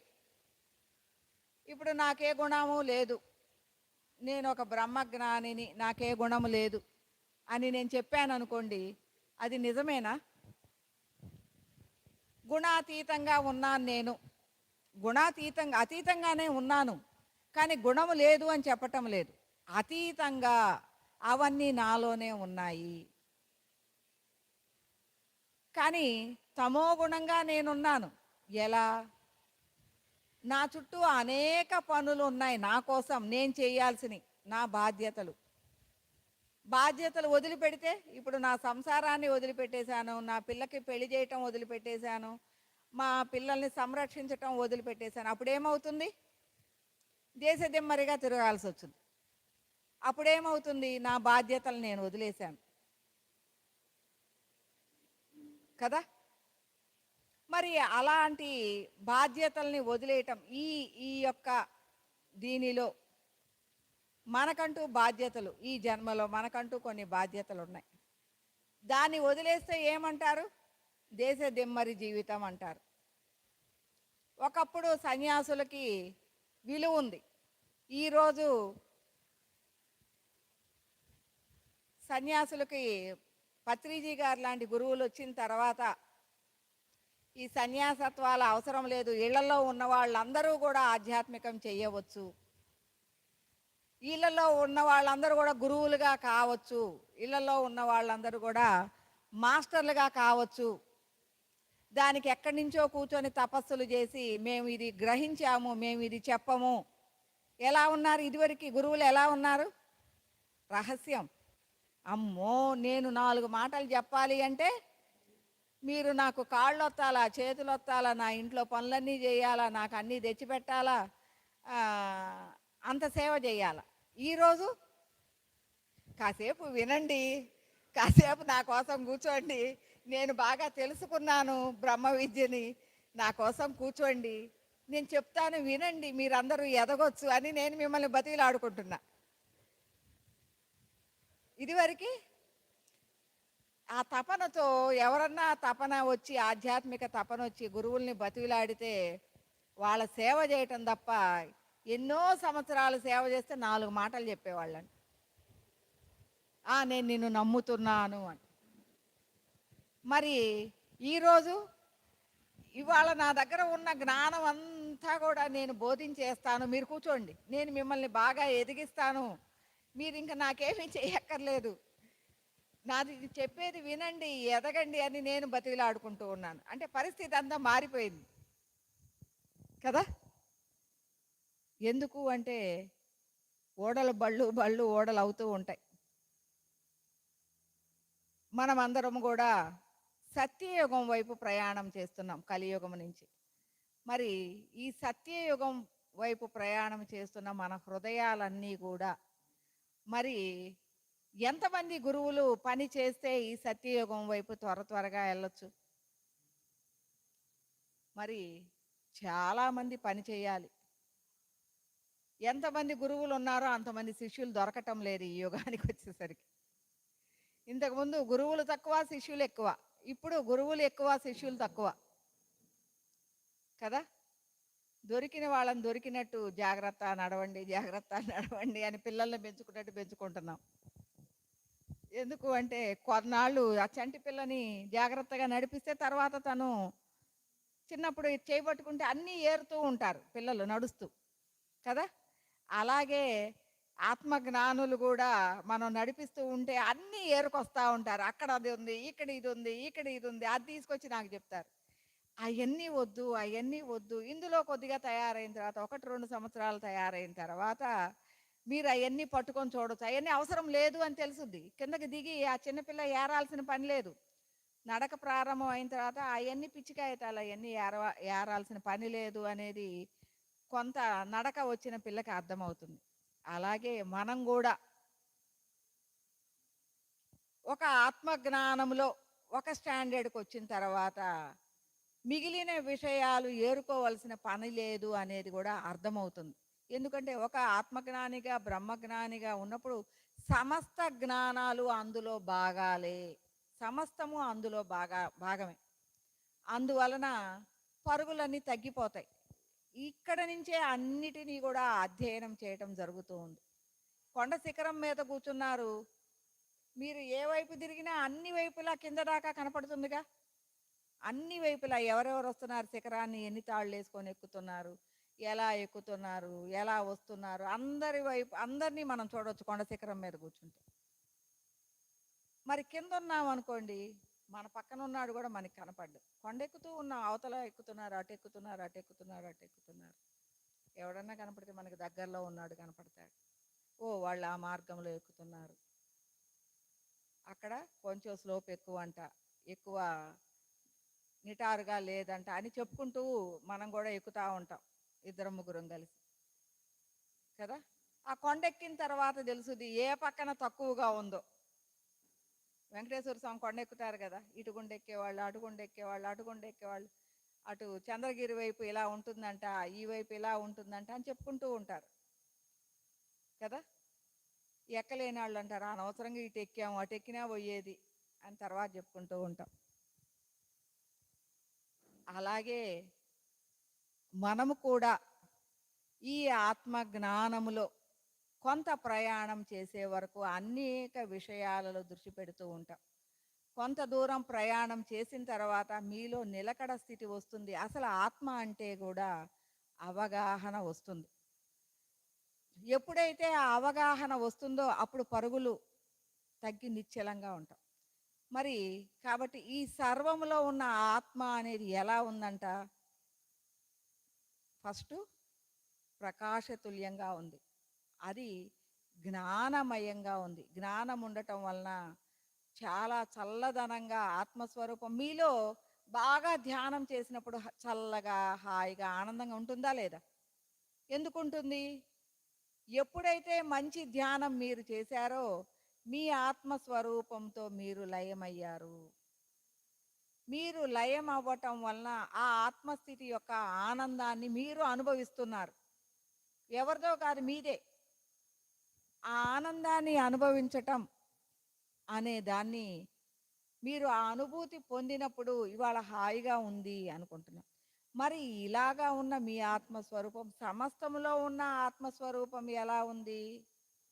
నిర్మల శాంతి ప్రకాశ ఆనందంగా. మనలో మలినాలు ఉన్నాయి, మనకి సమస్త ఆత్మస్వరూపము మలినాలు లేనిదిగా, సమస్తము జ్ఞానమయంగా ప్రకాశతుల్యంగా శాంతిగా ఆనందంగా ఉంది. ఇంకా కూడా ఎలా ఉంది?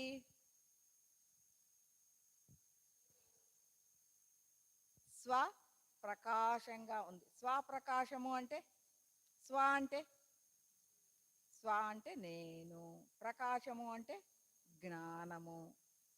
నాలో ప్రకాశం ఏదై ఉంది? నేను అనేక జన్మలలో పొందిన జ్ఞానమే నాలో ప్రకాశంగా ఉంది. మరి సమస్త ఆత్మస్వరూపంలో ఏది ప్రకాశంగా ఉంది?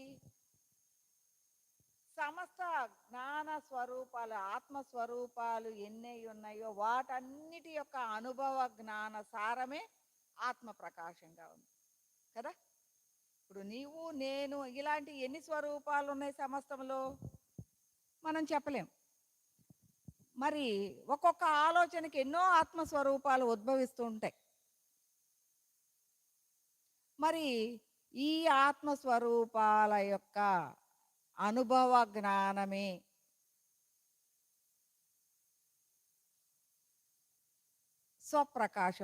ప్రకాశమయం.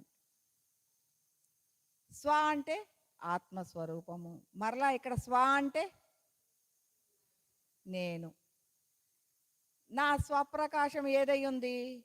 నేను ఇన్ని జన్మలలో ఇప్పుడు నా యొక్క జ్ఞానము ఏదైతే ఉందో, నేను తెలుసుకున్నది, నా అనుభవ జ్ఞానాల ద్వారా తెలుసుకున్నది నా యొక్క స్వప్రకాశమై ఉంది. మరి ఆత్మ యొక్క స్వప్రకాశం సమస్త స్వరూపాల యొక్క అనుభవ జ్ఞానాల సమాహారమే ఆత్మస్వరూపం యొక్క స్వప్రకాశంగా ఉంది. చూడండి తేడా. నేను మీకు డిఫరెన్స్ చేసి చెప్తున్నాను. మనకి సమస్త ఆత్మస్వరూపానికి కూడా డిఫరెన్స్ చేస్తూ ఎందుకు అంటే సమస్త ఆత్మస్వరూపము ఎలా ఉందో మీరు పట్టుకోవాలి, మన ఆత్మస్వరూపము ఎలా ఉందో కూడా మనం తెలుసుకోవాలి. అంటే డిఫరెన్స్ తెలిసినప్పుడు మీరు రెండిటిని భిన్నంగా కూడా అర్థం చేసుకుంటారని. మరి ఎప్పుడు ఇక్కడి నుంచి అక్కడికి ప్రయాణం చేయాలి.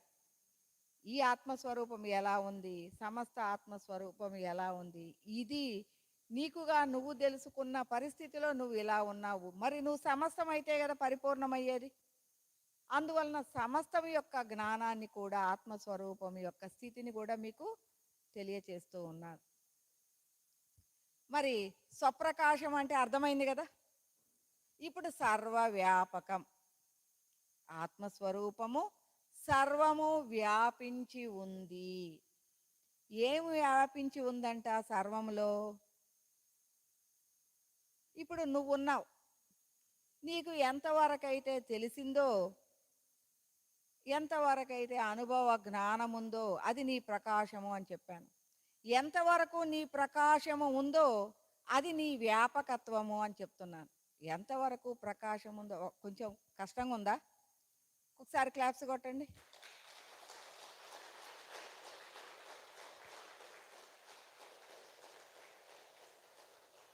క్లాప్స్ కొట్టిస్తున్నాను అంటే ఒకసారి నిద్ర నుంచి బయటికి వస్తారు. లేదు ఒక ఐడియల్‌గా ఒక పక్కకి వెళ్ళిపోతూ ఉంటారు. ఆత్మజ్ఞానం చెప్పేటప్పుడు ఏంటి అంటే నిద్ర ఎక్కువ వస్తది. కొంచెం ఇబ్బందిగా ఉంటది. మళ్ళీ దాని మీద దృష్టి పెట్టినప్పుడు ఆనందంగా ఉంటుంది. అందువల్ల క్లాప్స్ కొట్టిస్తా. నాకైతే మామూలుగా క్లాప్స్ కొట్టరు. క్లాప్స్ కొట్టే విధంగా నేను చెప్పను గదా! ఇదిగో ఇదొచ్చింది ఇక్కడ క్లాప్స్ కొట్టండి అనే విధంగా నేను సబ్జెక్ట్ చెప్పను కదా! అసలు నా నా సబ్జెక్ట్ క్లాప్సే లేవు.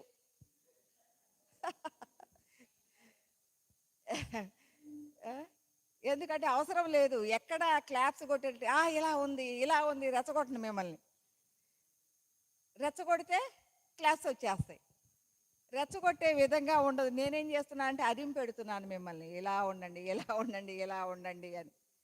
అదింపెట్టడం మూలంగా ఏమవుతుంది? ఇంకా మీరేముంది? మీలో ఏమి లేదు, నాలో ఏమి లేదు అన్నప్పుడు ఇంకేముంది? క్లాప్స్ కొట్టేది దేనికి కొడతారు? అసలైన విషయాన్ని చెప్తూ ఉన్నప్పుడు మీలో ఉన్న విషయాన్ని, అరే నేను ఇట్లా లేను కదా ఇంకేం క్లాప్స్ కొడతాను. ఇంకొకళ్ళు ఏం చెప్తారు అంటే నువ్వు ఇలా ఉన్నావు, నువ్వు అసలు ఇప్పుడే దేవుడు అయిపోయావు, కొట్టు క్లాప్స్. నువ్వు ఆత్మస్వరూపుడు అయిపోయావు అని క్లాప్స్ కొడతా ఉంటావు. నువ్వు కాలేదు దేవుడు అవ్వాలంటే చాలా దూరం ప్రయాణం చేయాలని నేను చెప్తా. అసలైన విషయాన్ని చెప్పాను అంటే ఇంకేం క్లాప్స్ కొడతావు.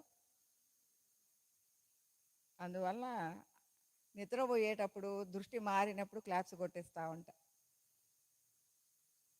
ఇప్పుడు సర్వవ్యాపకము, ఆత్మస్వరూపము, సమస్త ప్రకాశము, ఆత్మస్వరూపం యొక్క సమస్త ప్రకాశము ఎంతైతే వ్యాపించి ఉందో ఆది మధ్య అంతము అని చెప్తాం. ఎక్కడైతే బిగిన్ అవుతుందో, ఎక్కడైతే అంతం అవుతుందో అంతవరకు వ్యాపించి ఉంటుంది. దానిని సర్వవ్యాపకము అంటాం. మరి ఈ సర్వవ్యాపకము అంటే ఎక్కడో చెప్తుంది ఈమె, మనకెప్పుడు అర్థమయ్యేను కదా? అర్థమవుతుందా లేదా? నేను చెప్పేది మీలోనూ చెప్తున్నాను, సర్వంలోనూ చెప్తున్నాను, అంతా కూడా. అసలు ఆత్మస్వరూపం మీలో ఎలా ఉంది, సర్వంలో ఎలా ఉంది అని చెప్తూ అసలు దాని యొక్క స్థితిగతులు ఏంటో కూడా చెప్పుకొస్తున్నా. మరి మన యొక్క స్థితిగతులు కూడా చెప్పినప్పుడు మనం అర్థం చేసుకున్నప్పుడు ఈజీగా అర్థమవుతుంది కదా. ఇప్పుడు మనలో అనుభవ జ్ఞానాల సారమే, జ్ఞాన ప్రకాశమే స్వప్రకాశము. ఏదైతే స్వప్రకాశం అయ్యిందో, ఎంతవరకు నీ ప్రకాశము, నీ యొక్క అనుభవ జ్ఞానము వ్యాపించి ఉందో అది నీ వ్యాపకత్వం అవుతుంది. నీ వ్యాపకత్వం సర్వవ్యాపకం కాదు. ఏదైతే సర్వము నేను అవగాహన చేసుకొని ఉన్నానో, సర్వములో ఉన్నది నేనే, సర్వాన్ని అవగాహన చేసుకొని ఉన్నాను, సర్వములో ఉన్న ఆత్మస్వరూపం యొక్క జ్ఞానము అవగాహన చేసుకొని నేనై ఉన్నప్పుడు అది నా యొక్క సర్వవ్యాపకం అవుతుంది. ఎంతవరకు అర్థం చేసుకుంటే అంతవరకే. మొత్తం పరిపూర్ణత్వాన్ని కలిగి ఉండటము అనేది, పరిపూర్ణమైన ఆత్మస్వరూపము అనేది ఎంతవరకు వ్యాపించి ఉంటుందో దాన్ని సర్వవ్యాపకం అంటాం. దాన్ని మనం అర్థం చేసుకుంటూ, అవగాహన చేసుకుంటూ, అనుభవ జ్ఞానాన్ని పెంచుకుంటూ, మన వ్యాపకత్వాన్ని పెంచుకుంటూ, స్వస్వరూప విన్యాసము చేస్తూ, ఇందాకేమో స్వరూపం అంది, ఇప్పుడు 2 స్వాలు కలిపింది ఈమె. కలిపిందా? 2 స్వాలు. మరి 2 స్వాలు ఎక్కడి నుంచి వచ్చినాయి? స్వస్వరూపం అంటుంది. నా భాష కొంచెం మీకు భిన్నంగా ఉంది కదా కొత్త వాళ్ళకి. ఈ పదాలు ఇంతకుముందు విన్నారా? మీకు వేద విద్యలలో కనపడేది ఈ పదాలే. పూర్ణాత్మ, శైశవాత్మ, ఈ ఆత్మలు అవి కనిపించవు మీకు ఇంకెక్కడ. మీకు స్వరూపము, స్వస్వరూపము, వేదాంతాలకి వెళ్ళినప్పుడు ఈ పదాలే మీకు తెలుస్తాయి. నేను చెప్పిన పదాలన్నీ ఆది కాలం నుంచి ఉన్నాయి. అక్కడ కారణ స్వరూపము, మహాకారణము, సూక్ష్మము, స్థూలము అనేవి ఉన్నాయి. వాటి నుంచే నేను ఈ సబ్జెక్టు చెప్తూ ఉన్నాను. అంటే గురు పరంపర ఆదిశంకరుల యొక్క అద్వైత పీఠాలు 4 ఉన్నాయి. ఆ పీఠాలలో ఉన్న రిషికేశ్ పీఠం నుంచి ఆ గురువు గారి ద్వారా అందిన జ్ఞానమే ఈ జ్ఞానం. అంటే పరంపరల నుంచి వచ్చిన జ్ఞానమే ఈ జ్ఞానం. కాబట్టి మనకి వేదాంతాల నుంచి తీసుకున్న విద్య, ఈ పదాలన్నీ అందులో నుంచి తీసుకున్నాయే. ఇప్పుడు ఇందాక స్వరూపము అంటే స్వ అంటే నేను, స్వ అంటే ఆత్మస్వరూపం అన్నాం. మరి స్వస్వరూపము అంటున్నాను. స్వస్వరూపము అంటే నేను నా స్వరూపము యొక్క అవగాహన. ఎంతసేపు నా స్వరూప అవగాహనతో నేనున్నప్పుడు నేనెప్పుడు పరిపూర్ణత్వం చెందాలి? సమస్త స్వరూపాల యొక్క అవగాహన నేనైతేనే కదా పరిపూర్ణత్వం చెందేది. ఇప్పుడు మీ అందరి అవగాహన కూడా నా అవగాహన అవ్వాలి. మీరందరూ ఉన్న గుణాలలో నేను ఆ గుణాలలోనే ఉన్నాను. మీ అందరిలో గుణాలు నాలో కూడా ఉన్నాయి. నేను అనేక జన్మలలో ఈ గుణాలలో జీవించి ఉన్నాను. అనేక జన్మలలో ఈ సకల చరాచరంలో కూడా జీవించి ఉన్నాను. ఇవన్నీ నా అవగాహనలోకి వచ్చినాయి. అలాగే ఈ దేహాలు లేని స్వరూపాలు మనకంటే కొన్ని వందల జన్మలు, వేల జన్మల అవతల జ్ఞానాన్ని ఆస్వాదించిన ఎన్నో గురు స్వరూపాలు ఉన్నాయి మనకి. వాటన్నిటి మీద కూడా దృష్టి పెట్టి వాట స్వరూపాల అవగాహన కూడా మనం జ్ఞానముగా చేసుకున్నప్పుడు స్వస్వరూప విన్యాసము అంటారు. నా స్వరూపమే కాదు, మీ అందరి స్వరూపాల సహకారంతో నేను పరిపూర్ణత్వానికి చెందేటప్పుడు మీరు ఈ జగత్తులో ఉన్న అనేక స్వరూపాలు, విశ్వంలో ఉన్న అనేక స్వరూపాల సమాహారమైన అవగాహన స్థితి నేను ఎప్పుడైతే పొందుతున్నానో దాన్ని స్వస్వరూప జ్ఞానం అంటాం.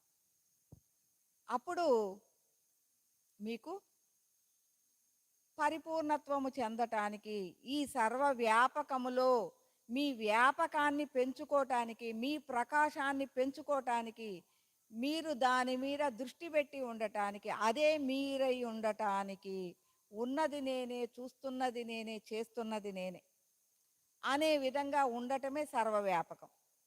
అంటే నీకు తెలిసిన, ఇప్పుడు నాకు బ్రహ్మ జ్ఞానం తెలుసు. నాకు ఎంతవరకు తెలుసు? నేను అనుకుంటున్నాను నాకు చాలా తెలుసు అని. పైనుంచి ఆ గురువులు అంటారు, నీకేం తెలుసు, మాకు తెలుసు నీకెంత తెలుసు. ఎందుకంటే పిహెచ్డి చదివినాడు దగ్గరికి పోయి నేను కూడా డిగ్రీ చదివానులే అని నేను చెప్తున్నాను అంటే పిహెచ్డి చదివినాడు ఏమనుకుంటున్నాడు? ఆయనకి డిగ్రీ ఉన్న జ్ఞానం ఉంది కదా, ఉందా లేదా?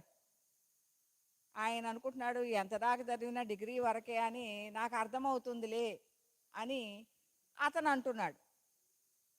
అతనికి తెలుసు నేను ఎగురుతున్నాను ఇక్కడ, నేను డిగ్రీ వరకు చదివాను అని. పిహెచ్డి చేసిన ఆయనకి తెలుసు నా యొక్క జ్ఞానం ఎంతవరకు ఉంది అని. అలాగే నేను ఇంత తెలుసు అని నేను చెప్తూ ఉంటే పై గురువులు అంటున్నారా, నీకు తెలిసింది ఆవగింజ అంతే, ఇంకా ఆవగింజ అంతే ఉన్నావు నువ్వు అని చెప్తూ ఉన్నారండి. అంటే మన యొక్క అవగాహన స్థితి ఎంత పెంచుకోవాలి సర్వవ్యాపకంలో అనే దాని మీద ఎప్పుడూ కూడా ఆ మహత్యము అనేది ఇంకా చాలా గొప్పగా ఉన్నది. భగవంతుడు మనం ఇక్కడ అనుకున్నది చిన్న భగవంతుడు కాదు. భగవంతుడు ఎప్పుడూ ఎప్పటికప్పుడు కొత్తగానే ఉండే సాక్షాత్కారమే, మహత్తు కలిగిన వాడే. కాబట్టి ఆ ప్రకాశము అనేది ఈ అనంతము అయిపోయింది. అనంతము అంటేనే అయిపోనిది కదా. ఈ అనంతంలో ఈశ్వరుణ్ణి ఒకసారి అడిగాను, స్వామి నీ దగ్గరికి నేను ఎప్పుడు చేరతాను? ఈశ్వరుని అడుగుతున్నాను. మరి మనందరం ఈశ్వరత్వం పొందాలా లేదా? పొందాలా? మరి పొందాలంటే నువ్వు ఆగవయ్యా, నేను నీ దగ్గరకు వస్తున్నాను, నువ్వు ఆగావు అంటే నేను నీ దగ్గరకు వస్తాను అంటే నేను ఎట్లా ఆగగలను? నేను పోతూనే ఉన్నాను, నువ్వు కూడా రా, నువ్వు కూడా వస్తూనే ఉంటావు, నేను ఇక్కడ ఆగటానికి లేదు. మీకు అర్థమైంది నేను ఇప్పుడు చెప్పిన పాయింట్? మీకు ఈ జీవితాన్ని అనుభవిస్తూ జీవిస్తూ ఉన్నాం. ఒక ఆయన అడిగాడు, నీ జీవితాన్ని ఆపేయి, నేను కూడా వస్తాను. మన పిల్లవాడు అడిగాడు, నాన్న నువ్వు ఇక్కడే ఆగిపో, నేను కూడా పెద్ద అయ్యేదాకా నువ్వు ఇక్కడే ఉండు అని అంటున్నాడు. మనం ఆపగలమా? ఎవరైనా ఆపగలరు. అలాగే ఈశ్వరుడు కూడా నా అవగాహన పెరుగుతూనే ఉంది, నేను ప్రయాణం చేస్తూనే ఉన్నాను, ఈ అనంతంలో ఎక్కడున్నానో నాకు తెలియటం లేదు, నువ్వు కూడా రా, నువ్వు కూడా వస్తూనే ఉండు, నీకు కూడా అన్ని విషయాలు అవగాహన అవుతాయి. అప్పుడు నాకు అవగాహన లేదు, ఏమయ్యా నువ్వు ఎక్కడున్నావో చెప్పు, నేను కూడా అక్కడికి వస్తాను అని చెప్పాను. నాకు అప్పటికి అవగాహన లేదు. కానీ ఈ ప్రయాణం చేస్తూ ఉన్నప్పుడు ఓహో ఇది ఇది అన్న అవగాహన అయినప్పుడు ఇది పోతూనే ఉంటుంది, ఇది ఆగేది కాదు, ఇది అనంతము. ఇంతవరకు బ్రహ్మ విద్య అయిపోయింది అని ఫుల్ స్టాప్ ఏమైనా ఉందా? ఆత్మజ్ఞానం అయిపోయింది, రేపు అనేది మీకు లేదా? ఇవాళ జీవిస్తున్నాం, నిన్న జీవించాం, రేపు జీవిస్తాం, ఎల్లుండి జీవిస్తాం, ఇది ఇంతటితోటి ఫుల్ స్టాప్ అనేది ఏమైనా ఉందా? ఈ లోపల ఉన్న ఆత్మస్వరూపానికి ఫుల్ స్టాప్ ఉందా? లేదు, దేహం వస్తుంది పోతూ ఉంటుంది. అలాగే ఈ సర్వ వ్యాపకాన్ని, టైం అయిపోయిందా? ఈ సర్వ వ్యాపకాన్ని సర్వములో దృష్టి పెట్టినప్పుడు, సర్వము అంటే స్వస్వరూపాత్మకంగా పరిపూర్ణత్వాన్ని ఎప్పుడైతే నీవు దర్శిస్తావో, ఆ ప్రకాశతుల్యమైన వ్యాపకత్వాన్ని ఎప్పుడైతే నీవు అవగాహన చేసుకుంటావో, సమస్తంలో ఆత్మస్వరూపము ఎలా వ్యాపించి ఉందో దాన్ని సర్వవ్యాపకము అంటారు. నీ వ్యాపకత్వము అనేది నీకు అవగాహన అయిన స్థితి, అది మన వ్యాపకత్వం అవుతుంది కదా. మరి ఇంకా కాస్త చెప్పుకుందామా? ఒకసారి క్లాప్స్ కొట్టండి.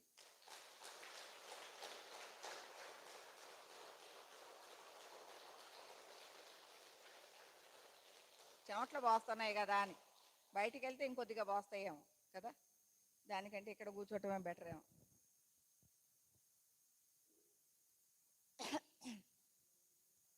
ఇప్పుడు ఆత్మస్వరూపము స్వప్రకాశంగా ఎలా ఉందో తెలుసుకుందాం, సర్వవ్యాపకంగా ఎలా ఉందో తెలుసుకుందాం.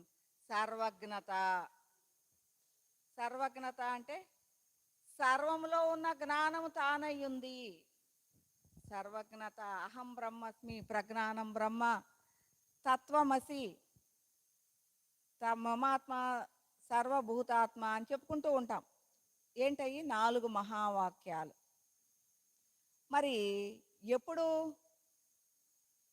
సర్వజ్ఞుడుగా ఉన్నప్పుడు నీవే సర్వజ్ఞుడు. సర్వజ్ఞుడు అంటే సర్వములో ఉన్న జ్ఞానము. ఏం జ్ఞానము? ఏం జ్ఞానము? సర్వం. ఇప్పుడు మన ముందు అనేక పుస్తకాలు తెచ్చి పడేశారు, రకరకాల పండితులు ఉన్నారు, వాళ్ళందరూ నీకేం వచ్చమ్మా, నీకు శుక్లాంబర ధరం విష్ణుం చెప్తాము, దానికి సమాధానం చెప్పు అన్నారు. నేను చెప్పలేను, నాకు రాదు. అనేక శ్లోకాలు తెచ్చి ఈ భగవద్గీతలో శ్లోకాలకు అర్థం చెప్పు అన్నారు, నాకు రాదు అని చెప్పాను. నాకు రాదు, రాంది రానని చెప్పొద్దా?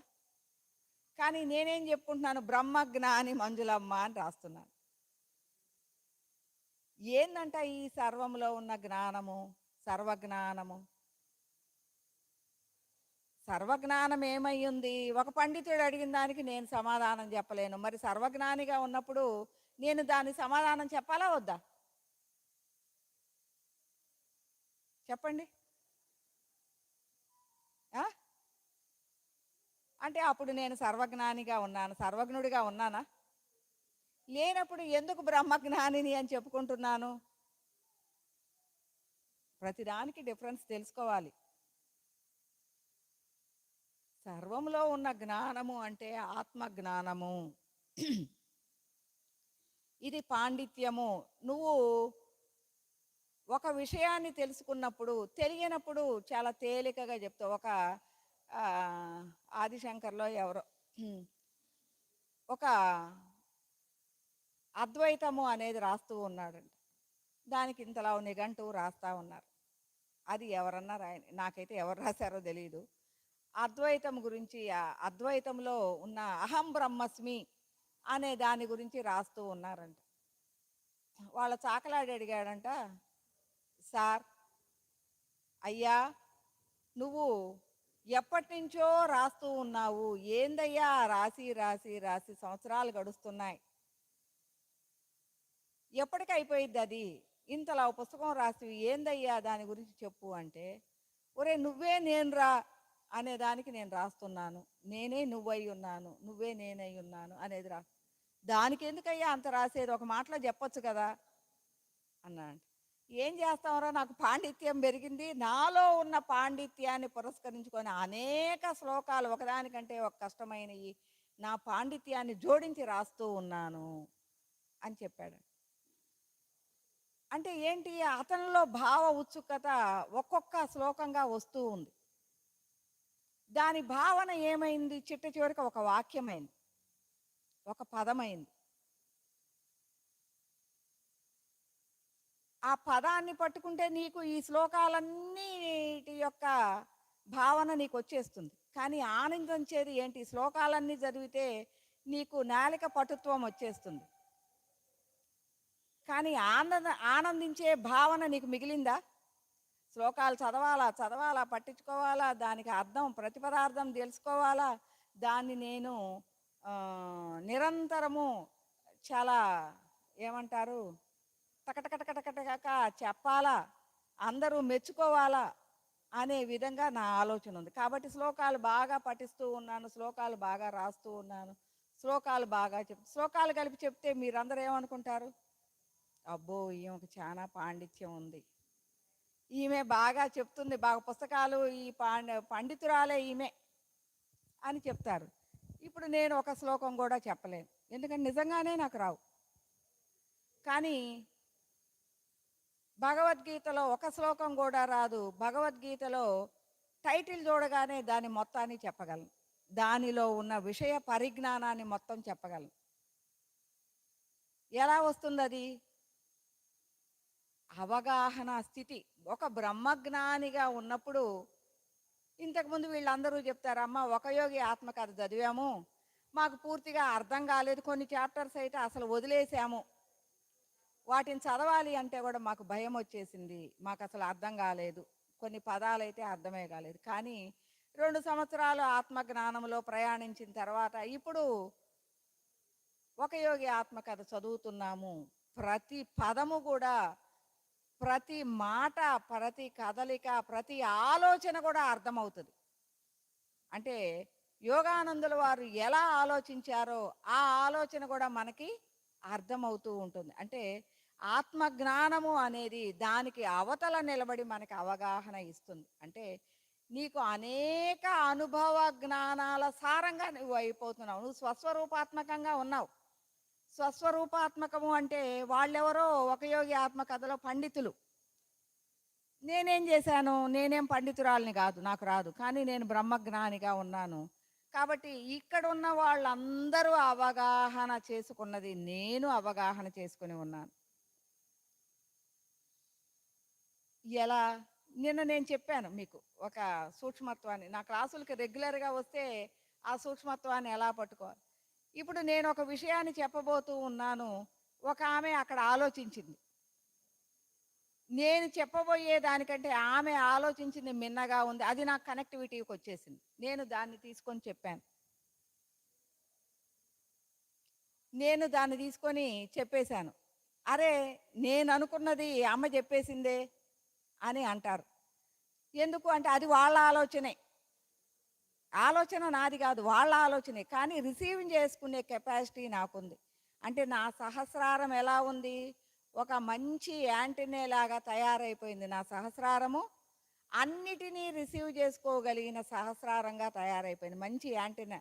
టీవీలో ఛానల్స్ టకటకటక మారుస్తుంటే ఎలా కనెక్ట్ అవుతాయో, మీ అందరి హృదయాలలో ఉన్న ఆలోచనలు నాకు టకటకటకటక కనెక్ట్ అవుతాయి. మీ ఆలోచన ఏదై ఉంటుందో ఆ ఆలోచన కనెక్టివిటీకి వచ్చేస్తుంది, అది ఇక్కడ అవసరమై దృష్టి పెట్టినప్పుడు, పదాకులు కాదు, ఇక్కడ అవసరమై నేను ఆ విషయాన్ని గురించి దృష్టి పెట్టినప్పుడు మీ ఆలోచన నేను రిసీవ్ చేసుకుంటాను, దానికి తగ్గ ఆలోచన అయినప్పుడు. ఇప్పుడు ఈ సర్వజ్ఞతకు వచ్చేసరికి ఏం తెలుస్తుంది మనకి, సర్వములో ఉన్న జ్ఞానము. ఏం జ్ఞానము? అనేక స్వరూపాలలో ఉన్న అనుభవ జ్ఞానాన్ని నేనై ఉన్నాను. అనేక స్వరూపాలలో ఉన్న అనుభవ జ్ఞానాన్ని నేనై ఉన్నాను. భూత భవిష్యత్ వర్తమాన కాలాలలో ఉన్న జ్ఞానము అనేది అన్నిటిలో నేను ఉన్నాను. ఈ సృష్టి స్థితి లయాత్మకంగా తమో రజో సత్వగుణాలలో ఉన్న జ్ఞానం అంతా కూడా నేనే. అంటే మీరందరూ తమో రజో సత్వగుణాలలో అనేక విషయాలు అర్థం చేసుకుని ఉన్నారు. ఆ జ్ఞానం నాదే. అనేక జన్మలలో సకల చరాచరములో కూడా మనందరము జీవించి ఉన్నాం. ఆ జ్ఞానము నేనే. సృష్టి స్థితి లయాత్మకంగా వస్తున్నది పోతున్నది నేనే.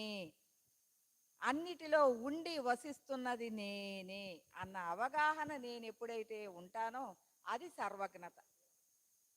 దీనికి పాండిత్యానికి సంబంధం ఏమన్నా ఉందా?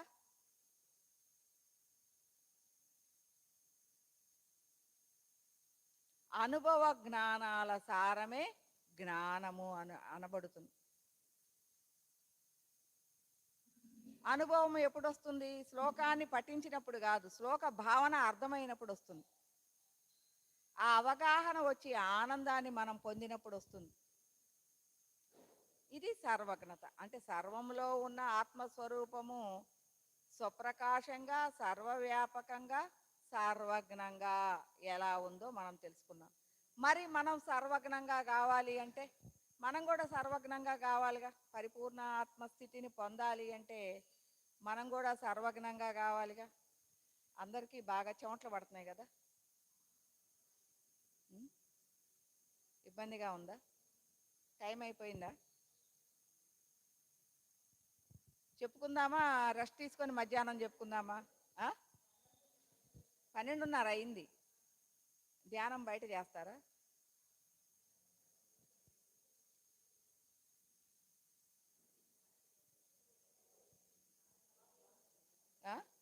గాలి రావటం లేదా తెలుస్తుంది. మరి ధ్యానం చేయగలరా ఇక్కడ? సరే, ధ్యానం చెయ్యాలి అనుకున్న వాళ్ళు ధ్యానం చేయండి. ఈవినింగ్ ఇప్పుడు ఏం చెప్పుకున్నాం? సర్వజ్ఞత వరకు చెప్పుకున్నాం. సర్వజ్ఞత నుంచి సర్వశక్తి సంపన్నము. ఇది చాలా ముఖ్యమైనది. శ్రీకృష్ణ పరమాత్ముడు మనతో ఛాలెంజ్ చేస్తూ ఉంటాడు. నేను కూడా ఛాలెంజ్ చేస్తాను, నీకులాగా మేము కూడా ఉంటాము. సర్వశక్తి సంపన్నంగా నీవే కాదు మేమందరం కూడా ఉంటాము అని ఆయనతో ఛాలెంజ్ చేయాలి అంటే మనం కూడా పరిపూర్ణత్వం సాధించాలిగా. ఎలా ఉండాలి? ఆయన ఎలా ఉన్నాడో నేను కూడా అలాగే ఉన్నాను, నీవు కూడా అలాగే ఉన్నావు అనేది ఎలా ఉన్నావో తెలుసుకోవాలిగా. ఎలా ఉంటాము ఆయన ఉన్నట్లు? ఆయన నేను ఇదై ఉన్నాను, నేను అదై ఉన్నాను, నేను కూడా చెప్తున్నా, నా దగ్గర ఉన్న వాళ్ళందరూ కూడా నీకులాగానే ఉన్నారు, వాళ్ళు కూడా ఇదై ఉన్నారు, ఇలా ఉన్నారు, వాళ్ళు సర్వంలో ఉన్నారు అని చెప్తున్నాం. ఉండొద్దు? మనం ఉండాలి కదా. అప్పటి కాలంలో ఆయన ఉన్నాడు ఒక్కడే, కానీ ఇప్పటి కాలంలో ఎంతోమంది ఆ స్థితిగతుల్ని అధ్యయనం చేసి ఉన్నారు, ఆ స్థితిగతులను పొంది ఉన్నారు. శ్రీకృష్ణ పరమాత్ముడి యొక్క స్థితిగతుల్ని ఆయనే చెప్పాడు. నేను భగవంతుడిని అని ఆ రోజు చెప్పావు, మరి మేము కూడా చెప్పుకోవచ్చా అంటే నిర్విఘ్నంగా మీరందరూ ఎంతోమంది ఆ విషయాల్ని అర్థం చేసుకున్న వాళ్ళు ఎంతోమంది ఉన్నారు ఈ కాలంలో అని ఆయనే చెప్తారు. అంటే ఈ సర్వశక్తి సంపన్నము, స్థిత ప్రజ్ఞత, సచ్చిదానందము, సాక్షణ్యత్వం, 4 స్థితిగతులు ఉన్నాయి. ఇవి మధ్యాహ్నం చెప్పుకుందాం. సరే, మరి వాటిట్లో సర్వము యొక్క ఆత్మస్థితి ఎలా ఉంది, మనం ఎలా ఉన్నాము అనేది కూడా మనం చెప్పుకుందాం. డిఫరెన్సెస్ చెప్పుకుంటే కదా మనం అక్కడ దాకా ఎలా ప్రయాణం చేయాలి అనేది చెప్పుకునేది. మధ్యాహ్నం